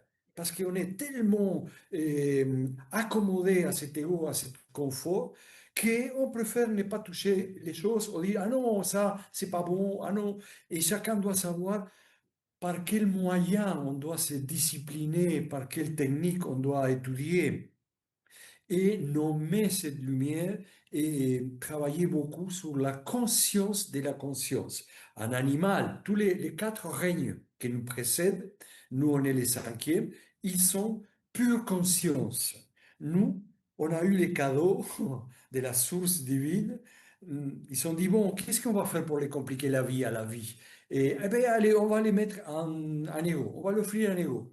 Et donc, l'ego, et c'est justement les dispositifs par lesquels on devient conscience de la conscience. Et c'est pour ça que l'humanité, elle est telle qu'elle est. On est presque là. Et c'est vraiment à la limite. Pourquoi? Parce qu'on ne veut pas aborder ce qu'on doit aborder une fois par toutes, qui c'est qu'on est pure lumière, qu'on doit la éveiller et qu'on doit se rappeler on doit faire un travail urgent sur la conscience de la conscience sur Terre. Et puis quand on n'est pas sur Terre, on n'est plus conscience. Là, il n'y a plus aucun problème, si je peux me permettre de dire. Merci Emilio. Eh bien, alors, si je peux dire, si je peux répondre à ta question, Karine, concernant pour moi la luminescence, c'est vraiment l'intelligence de notre ADN, de tout ce que, c'est-à-dire que Dans notre ADN, c'est que lorsqu'on est embryon, on est dans les premiers temps de formation, c'est l'ADN qui apparaît le premier, enfin un des premiers, pardon, et un des premiers états et qui détient toute information qui vient justement de bien avant au-delà. Et je trouve que si je fais qu'est-ce que nourrit cette luminescence? Pour moi, enfin, j'ai pas la prétention d'y être à cette heure-ci, à ce moment-là encore, mais ce que je veux dire, c'est que c'est prendre conscience de l'intelligence de toutes les informations que nous possédons dans notre ADN. Et pour moi, c'est ça, la luminescence, c'est ce que ça nourrit, ça veut dire ça me ramène à moi, à mes profondeurs, à tous mes liens, à toutes mes reliances avec tout ce qui est vivant. Voilà. Merci, beaucoup à tous les 3. Est-ce que, je vais demander à mon assistante qui est allée, capter toutes les questions de venir me rejoindre pour me donner ces petites questions. Avant de justement, pouvoir, que l'auditoire vienne vous poser ces questions, est-ce que vous auriez envie de transmettre un message à cet auditoire sur la source, sur la luminescence? Quelque chose, qui vous tient à cœur et sur lequel je ne vous ai pas, interrogé en quelques minutes. Si vous avez envie, je vous laisse, le micro. Oui, Stéphane? L'image qui me vient peut-être, qui me touche profondément, c'est l'image d'un artiste. Alors, je vois souvent un peintre, je ne sais pas pourquoi, mais ça pourrait être tout type d'artiste, hein, un peintre devant sa toile. Il est animé par un double mouvement, dans la mesure où il ne veut pas mettre, je dirais, une partie de lui, hein, si je peux dire ça comme ça, et qu'il est face à sa toile et qu'il est dans un double mouvement de présence et d'oubli simultané. C'est paradoxal, hein. C'est-à-dire que il y a quelques années, bah, notamment avec des plantes, j'ai vécu une expérience de mort imminente et ce que cette EMI a révélé, dans la mesure où c'est pas une vérité, mais c'est quelque chose qui apparaît, hein, a révélé peut-être que la vie n'a pas d'opposé. C'est étonnant. Moi, j'étais convaincu que la mort était l'inverse de la vie, alors que la mort, c'est l'inverse de la naissance. Et ça a changé complètement le destin un petit peu du chemin. Et ce qui m'a enthousiasmé, c'est justement de voir ce peintre qui n'est que vie. Et j'ai bien dit que vie, pas la vie, hein, qui n'est que vie, que dans la mesure où il, il accueille le fait de présence à partir d'oubli. Et là, il est le pinceau, il est la toile blanche, il est l'information qui va se poser sur la toile blanche, il est l'information qui va animer le pinceau, il est complètement absent et paradoxalement totalement présent, mais pas en tant que personnage, en tant qu'intelligence vivante. Et on vient sur cette analogie de ce double mouvement qui en fait simultanément va vers un centre et s'écarte de ce centre. Et à la rencontre de ce double mouvement qui est simultané, il n'y reste que vie, signal vivant. Et là, la peinture peut apparaître. Et elle n'appartient à personne. Elle n'appartient pas à ce pinceau, elle n'appartient pas à ce corps, elle n'appartient pas à ce cerveau, elle n'appartient à personne d'autre que maintenant. Merci beaucoup, Stéphane. Sandrine, peut-être que tu veux, nous transmettre un petit, message, et je ne sais pas si tu as envie de rebondir là-dessus. En tout cas, ce que dit Stéphane, me rappelle aussi beaucoup de tes travaux sur, toi en tant qu'artiste peintre visionnaire et sur le questionnement que tu te poses, justement à d'où vient, l'origine de la création. Est-ce que tu veux transmettre quelque chose à cet auditoire, sur la Oui, source? moi j'ai un mantra que j'aime partager à chaque fois que j'interviens ou que voilà, dans les cercles, les ateliers ou conférences. C'est un mantra qui m'anime et là, j'ai envie de mettre dans ce mantra, j'ai envie de rajouter une touche luminescente dans ce mantra, c'est: «Je nous aime». Merci Je vous Sandrine. aime. Emilio, est-ce que tu veux partager un... Et c'est être qui est en train de créer une toile magnifique et qui pendant qu'il est en train de la peindre, euh, chante je vous aime. Et à un moment, il continue par une danse, la danse cosmique de la vie. Et la créativité, c'est fondamental dans notre histoire. Peindre en chantant Je t'aime et en dansant la danse de la vie. Que vous puissiez avoir la capacité de vous connecter avec votre sens profond qui nous habite et notre nature divine, notre être véritable. Et cet être véritable, il peint, il chante, il dit, il peut dire sans aucune peur, je vous aime, je suis Dieu d'Es.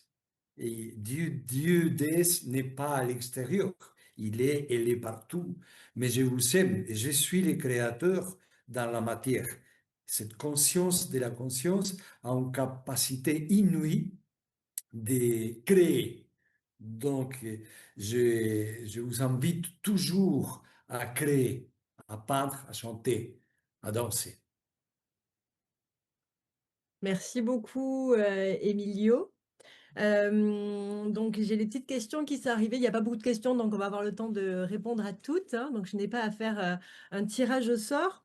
Alors Véronique, je t'invite à venir ouvrir ta caméra et ton micro et à venir poser la question toi-même à l'intervenant ou aux trois que tu souhaites.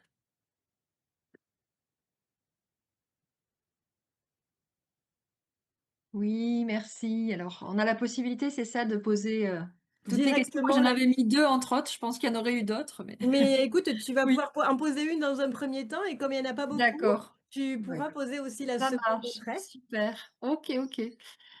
Oui, moi, j'avais en première question à adresser à Emilio. Tu as évoqué, Emilio, que l'enfant jusqu'à 7 ans était pure lumière. Est-ce que tu peux nous en dire un petit peu plus là-dessus?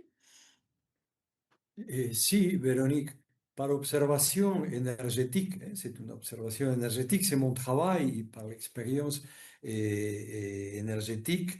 Et je vois que le mental inférieur est placé davantage à partir de l'âge de 7 ans.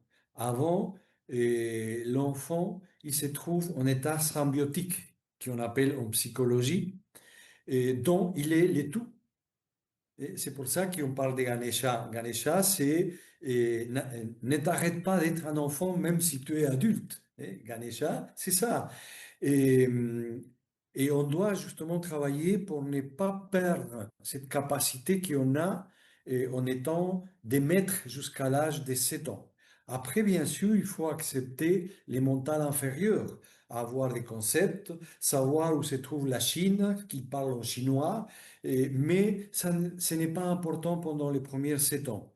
Les structures qu'on doit créer jusqu'à l'âge de 7 ans, on ne doit rien créer. Et l'enfant, il est beaucoup plus structuré que nous, les adultes, parce qu'il est un maître lumineux. Il est structuré par la lumière. Et tout ce qu'il vit, il nous montre l'état d'unité. Et plus, parce qu'il n'y a pas que l'état de dualité et unité. Il y a la vacuité où on n'est plus rien et on est le tout. Et on doit nommer dans la convention humaine. Donc, on abîme systématiquement les enfants en, en les demandant à étudier par cœur, tandis que c'est eux nos maîtres. Et on devrait les suivre, on devrait avoir des spécialistes à tous les niveaux, scientifiques et énergétiques, pour éduquer cet enfant, pour le suivre jusqu'à l'âge de 7 ans. Après, il rentre dans la platitude et la lumière va se aplatir aussi.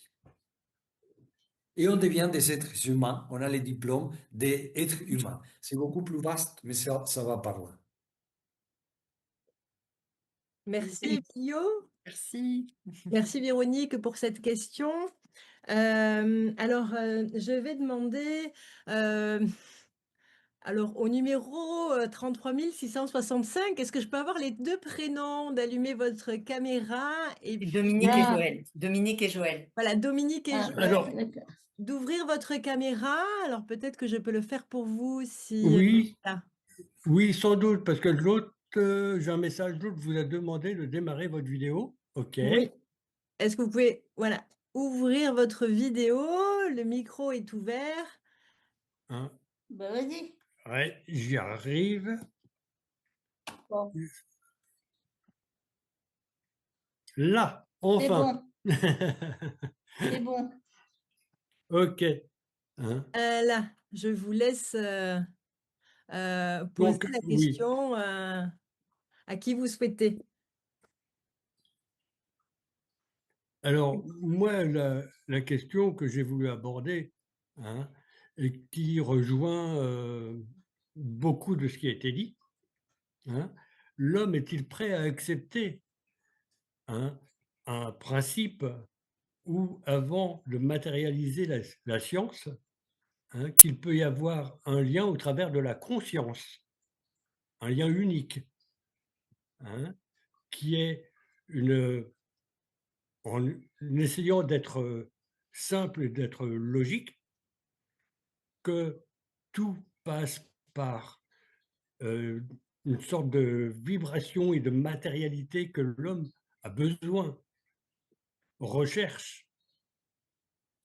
D'une certaine manière, ce qui est appelé la Merkaba, c'est un outil, un moyen, de canaliser les différentes énergies, les différentes vibrations qui permettent à l'humain dans son ensemble d'exister, de finalement Là, c'est être pas. un être qui peut être un être de lumière, c'est-à-dire que avant tout, cette énergie de conscience unique, hein, porte les âmes qui vivent sur toute la Terre, qui est aussi, hein, source des différentes unions de toutes ces géométries. Est-ce que la question, Dominique, pourrait être résumée, hein, à, est-ce que la matière existe grâce à la lumière? Donc c'est un Bon, petit peu ce que c'était tu as ça. écrit, Oui, sur le papier. oui, Oui, mais Pour, c'est plutôt qu'on me redéfinir un petit demande peu la si ça question sert pour, oui, nos oui. intervenants. Pour Oui. moi, pour moi, hein, la matière n'est pas visible s'il n'y a pas de lumière. Alors Donc l'énergie, il y a une énergie porteuse de tout ça, on va hein. laisser la Est-ce que parole l'homme est prêt à accepter ce concept? On va laisser la parole, Dominique, merci pour cette question, du coup, à Stéphane, Emilio et Sandrine, hein. Donc cette question qui pourrait être résumée, donc voilà, est-ce que la matière existe, par la lumière, grâce à cette conscience lumière? Oui, Stéphane? Alors en fait, ça marche dans les deux sens. Voilà. C'est bilatéral. C'est un grand saut, je pense, de la conscience humaine aujourd'hui, de saisir qu'en fait, l'univers fonctionne dans deux sens bilatéraux simultanés. Hein, c'est ce qu'on a évoqué tout à l'heure. Donc, la lumière invisible apparaît sous forme de matière, ok? Et puis, la matière a besoin de la lumière pour apparaître. Ça fonctionne en fait dans tous les sens, pas uniquement dans un seul sens. Et on le voit notamment dans le cas de... Vous savez ce que c'est qu'un saut quantique, peut-être? Non? Peut-être tu peux l'expliquer pour, Hmm. l'auditoire? Les Alors, la notion d'espace quantique et de monde quantique est juste un parallèle, hein, de langage humain. oui, c'est ça, tout à fait. Mais en fait, ce qui se passe, c'est que lors d'un saut quantique, si on regarde ça vraiment à l'échelle subatomique, on voit qu'en permanence, en fait, la matière absorbe de la lumière par juste une rotation d'un électron. C'est-à-dire qu'un électron a besoin, pour rentrer en harmonie avec le spin du champ, il a besoin d'absorber de la lumière pour le faire tourner sur lui-même. Mmh. Et c'est là que la vie s'active, en fait. Hein. C'est-à-dire qu'on pourrait dire, il y a les organes et les cellules, mais si on ne parle pas des particules qui sont en dessous, en fait, on ne peut pas aller vraiment de l'infiniment petit à l'infiniment grand dans tous les sens. Et donc, en permanence, on a nos particules qui c'est leur nature. Ces particules de matière qui sont les électrons et les protons absorbent de la lumière en permanence et de cette absorption, en fait, elles tournent sur elles-mêmes. Et là, tout à coup, elles sont à l'image de Dieu. Toutes les directions du vivant. Hein, voilà. Et ça se fait naturellement. Ça se fait naturellement, mais vous parliez d'accepter tout à l'heure. Il y a quelque chose qui est très important aujourd'hui, peut-être à saisir, peut-être. Vous regardez si ça vous parle. C'est que on observe la réalité de l'extérieur. On dit je suis l'observateur face à la réalité. Donc on se positionne sans cesse à l'extérieur de la réalité. Et donc ça veut dire que notre corps existe. On dit je suis ce corps que dans la mesure où on se situe à l'extérieur de quelque chose. Donc on se sent séparé de quelque chose. Et si on se sent séparé de cette réalité, tout à coup, j'existe en tant que ce corps. Premier point. Le deuxième point, c'est qu'est-ce qui fait qu'aujourd'hui on souffre? Eh bien parce qu'on se sent séparé de la vie, en permanence. Hein, si vous avez bien suivi, vous allez voir un paradoxe. On a besoin de se sentir séparé de la vie pour exister en tant que corps. Vers toutes les souffrances, on a le sentiment d'être séparé de la vie. Et tout à coup, on commence à saisir quelque chose de capital, qu'en fait, on a besoin en tant que corps et personnage de souffrir pour exister.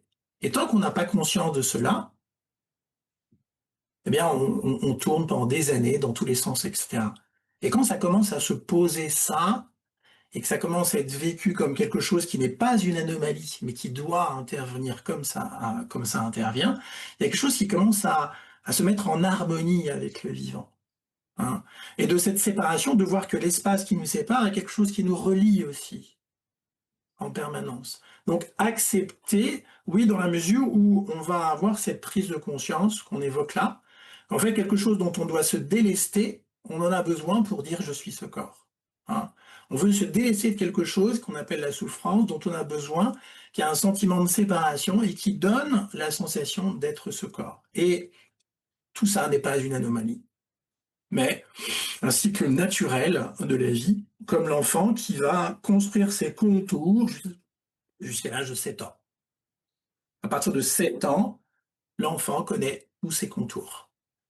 Hein. Il est constitué dans tous ses contours. Ça va lui demander 7 ans pour passer de la globalité à un être avec des contours dans l'espace et qui dit « je suis Stéphane, je suis Véronique ». Voilà. Et ça demande 7 ans. C'est pour ça que la notion de pure lumière, petit à petit, elle est présente, mais elle va être diffuse derrière un champ électromagnétique qui est celui du cœur, qui au lieu de battre de manière variable et vivre dans toutes les directions, va commencer à dire « je réussis ma vie en faisant cela ». Et qui va adopter une seule direction. Et on est sans cesse dans ce brouillard, et ça va demander 7 ans pour se construire. Ce n'est pas une anomalie, ça se crée comme ça, c'est le cycle naturel de la vie qui nous écarte du cœur pour, dans notre évolution, y revenir. Ça veut dire qu'on va vivre petit à petit la vie d'un adulte à partir du regard du nourrisson. C'est ce que, à sa façon, disait Emilio tout à l'heure. Et c'est tout le chemin de vivre à partir de retrouver ce regard du nourrisson en vivant notre vie d'adulte. C'est une boucle, quand on regarde. Merci Stéphane, merci, merci. Merci Dominique pour ta question. On va Je voulais passer juste répondre, si je peux me permettre, à Dominique, quand tu poses la question, est-ce que l'homme est prêt? Moi, j'ai envie de te dire, Dominique, avant de t'intéresser à l'homme, pose-toi la question à toi. Est-ce que toi, tu es prêt? Pour moi, oui. Pour moi, oui, j'ai déjà cette Donc, logique. tu as la réponse. Ça, c'est hyper Ah important oui. avant de sortir, comme disait Stéphane, à l'extérieur. C'est hyper important de toute question, de te la poser à toi-même. Voilà, c'est tout ce que je Je suis voulais dire. d'accord avec toi. Merci. On va laisser place à une autre question. On va demander à Josette d'ouvrir sa caméra et son micro pour poser sa question. S'il te plaît, Josette. Il y a Louise. Mettez-vous en lumière. Oui, bonjour à tous. Alors moi, ma question, c'était la sexualité. J'ai entendu Emilio dire la sexualité est la base de tout travail spirituel. J'aimerais bien qu'il puisse développer ça parce que j'ai pas trop compris. C'était bien à la fin de ses explications. Il a fini par cette phrase-là, la sexualité est la base de tout travail spirituel. Donc j'aimerais bien qu'il m'explique, qu'il nous explique. Alors, si les organisatrices me donnent 2-3 heures, on pourrait, Josette, te répondre. par mon expérience à ta question.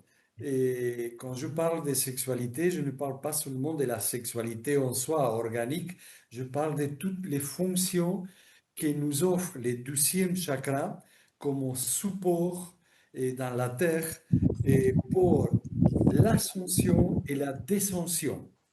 Quand on ouvre la conscience, il y a un phénomène d'ascension et de descension. Donc, flux et reflux. La sexualité, c'est je donne et je reçois, je donne et je reçois. Et cette expression de la vie, que c'est de l'eau pure, a été,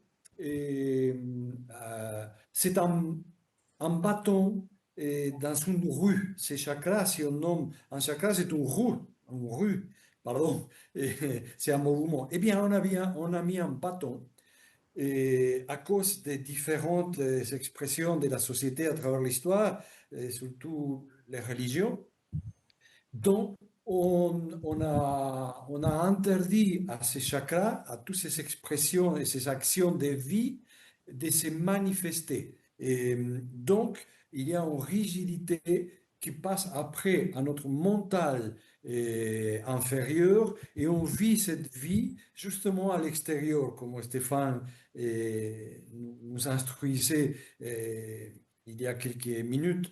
Il n'y a pas de flux et de reflux. Et les seuls endroits où il y a la renouvelation, c'est dans le 12e chakra. On peut se renouveler, pas par les mentales, pas pour dire, ah, je vais faire une autre chose. C'est organique et c'est le 12e chakra qui nous permet de faire ça. Voilà, c'est un peu abstrait, mais c'est aussi l'invitation qu'on vous a fait de danser, de peindre, de chanter, et qui répond à cette question, et de hausser. Et la notion de plaisir dans la spiritualité, c'est très important. Et pas seulement contempler la souffrance comme un moyen à arriver à réaliser les divins Père Mère, la source divine. C'est le plaisir. Après, j'aurais besoin de ces 2 heures, mais bon. On reviendra. Mais c'est Merci Emilio. intéressant qu'on puisse le faire vraiment corps à corps, puisque ça amène à que tout le monde puisse participer avec ses expériences aussi. Ça Par finit. rapport à... Merci. Merci Emilio, merci Josette. Est-ce que, Véronique, tu avais une autre question? Alors, il nous reste 8 minutes. Je vais vous laisser 5 minutes à toi, Véronique, et à la personne qui va te répondre pour ensuite pouvoir clôturer, hein, parce que on s'approche de l'heure de la fin de la rencontre. À toi, Véronique. Oui, donc je suis synthétique. Je demandais à Sandrine s'il est possible qu'elle partage dans quel contexte en fait ça a été vécu, cette expérience dont tu nous as si joliment parlé de la luminescence de toutes tes cellules. Dans quel contexte tu as vécu ça? Et alors, enfin, c'est une situation qui m'est très habituelle, très, voilà, si tu veux, c'est le fait de pouvoir accéder à, bon, je vais simplifier, je vais dire que c'est Melchizedek que dans sa continuité, justement, par rapport à la mission qui m'a confiée pour cet événement, après avant la fin de clôturer une édition, eh bien, il vient me voir, alors sachant que c'est avant tout un enseignement personnel, hein, que je dois incarner avant de le partager. J'ai pas du tout, voilà, ça c'est hyper important que je comprenne ce que je reçois pour pouvoir le partager. Eh bien, Melchizedek est venu m'annoncer par ce processus, en créant ce processus, euh, l'importance et la notion de la luminescence. Et, et j'insiste sur le fait que donc c'est par un état, enfin de vision, je sais pas, on nomme comme on veut. Moi, je voyage, voilà, dans ces mondes depuis ma tendre enfance, donc je suis pas sûre d'avoir les mots justes.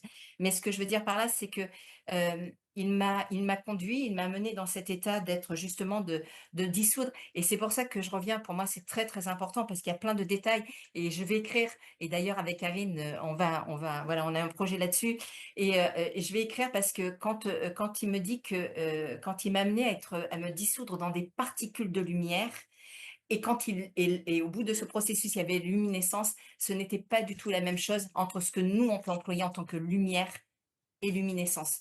Donc c'est vraiment très important. Donc c'est vrai qu'on pourrait en parler des heures et des heures, mais du coup et je remercie d'avoir vécu cet état où j'ai pris conscience de cette différence entre l'ensemble de multitudes de lumières que je ne connaissais même pas moi-même, hein. Voilà, où j'ai vu plein de choses et du coup et lorsque j'ai découvert cette luminescence et ce qui est très important dans ce processus, c'est que la luminescence, c'est pas moi qui vais vers elle, c'est elle Oui. est venu vers moi. Et je pense que pourquoi? Parce que, justement et ça revient à la question de Dominique, parce que j'étais prête à ce moment-là, à cet instinct-là et c'est pour ça que je remercie encore, voilà, Melchizedek parmi mes guides, parce que j'étais prête à pouvoir accueillir le fait que la luminescence puisse venir vers moi. Donc voilà, le processus durerait des heures et des heures si je devais le détailler, mais c'est simplement dans un état que je vis en permanence. Voilà, comme disait Karine, je vis dans beaucoup de mondes, en parallèle. Merci Sandrine. Merci Sandrine. Donc, merci beaucoup à vous, auditoire, hein. C'est grâce à vous que cet événement, il a pu avoir lieu, bah, les 2 premières années en présentiel. Aujourd'hui, il est en visio, mais c'est aussi, grâce à vous et pour vous Mmh. qu'on est là, même s'il y a aussi, une part de pour nous, hein, de venir grandir, avec vous dans ces discussions. Karine, est-ce que tout le monde peut rallumer sa vidéo? Bien sûr. Voilà, revenez Euh, vers nous. Juste, Karine, il y a une nouvelle question qui est apparue Ah! Oui, dans mais on le n'a pas chat. le temps, Alors on je n'a sais pas le pas, en temps. fait, je pense que comme la vidéo, ta ta ta ta ta ta ta ta ta Stéphane pourrait-il partager ses sources scientifiques concernant le 4e état de l'eau et comment se font les échanges dans l'infrarouge et comment la lumière a-t-elle la forme de tétraèdre? Alors, on va pas avoir le temps parce que la vidéo va se couper sinon. Stéphane, il a écrit un livre qui s'appelle «L'eau et la conscience quantique». Vous allez pouvoir retrouver, dans le replay de cette vidéo, à la fin de la vidéo, tous les liens envers les 3 intervenants qui sont là. Stéphane avec, tous ses écrits, son site internet, sa page, YouTube, tous ces liens pour pouvoir aussi le connecter en privé si vous avez des questions un petit peu plus précises. Il y aura également le lien, d'Emilio avec, son centre, son ashram à Tarapoto, le centre Wamanuwasi, avec les stages, les retraites qu'il organise. Pareil, la boîte mail et tout ça. Et puis Sandrine, il y aura aussi également son site internet et le lien vers sa chaîne YouTube et également toutes les informations sur Merkaba, l'esprit de la science, qui porte cet enseignement. Et dont le site est www.l'espritdelascience.com. Je vais un peu vite parce que je vois le chrono. Vraiment, je suis très heureuse de cette rencontre avec vous. Merci aux intervenants d'avoir joué le jeu, d'être sortis un petit peu de la zone de confort et être sortis peut-être de vos connaissances établies et d'avoir partagé plus avec votre humanité et votre vécu dans la matière de ces expériences de la luminescence. Merci beaucoup.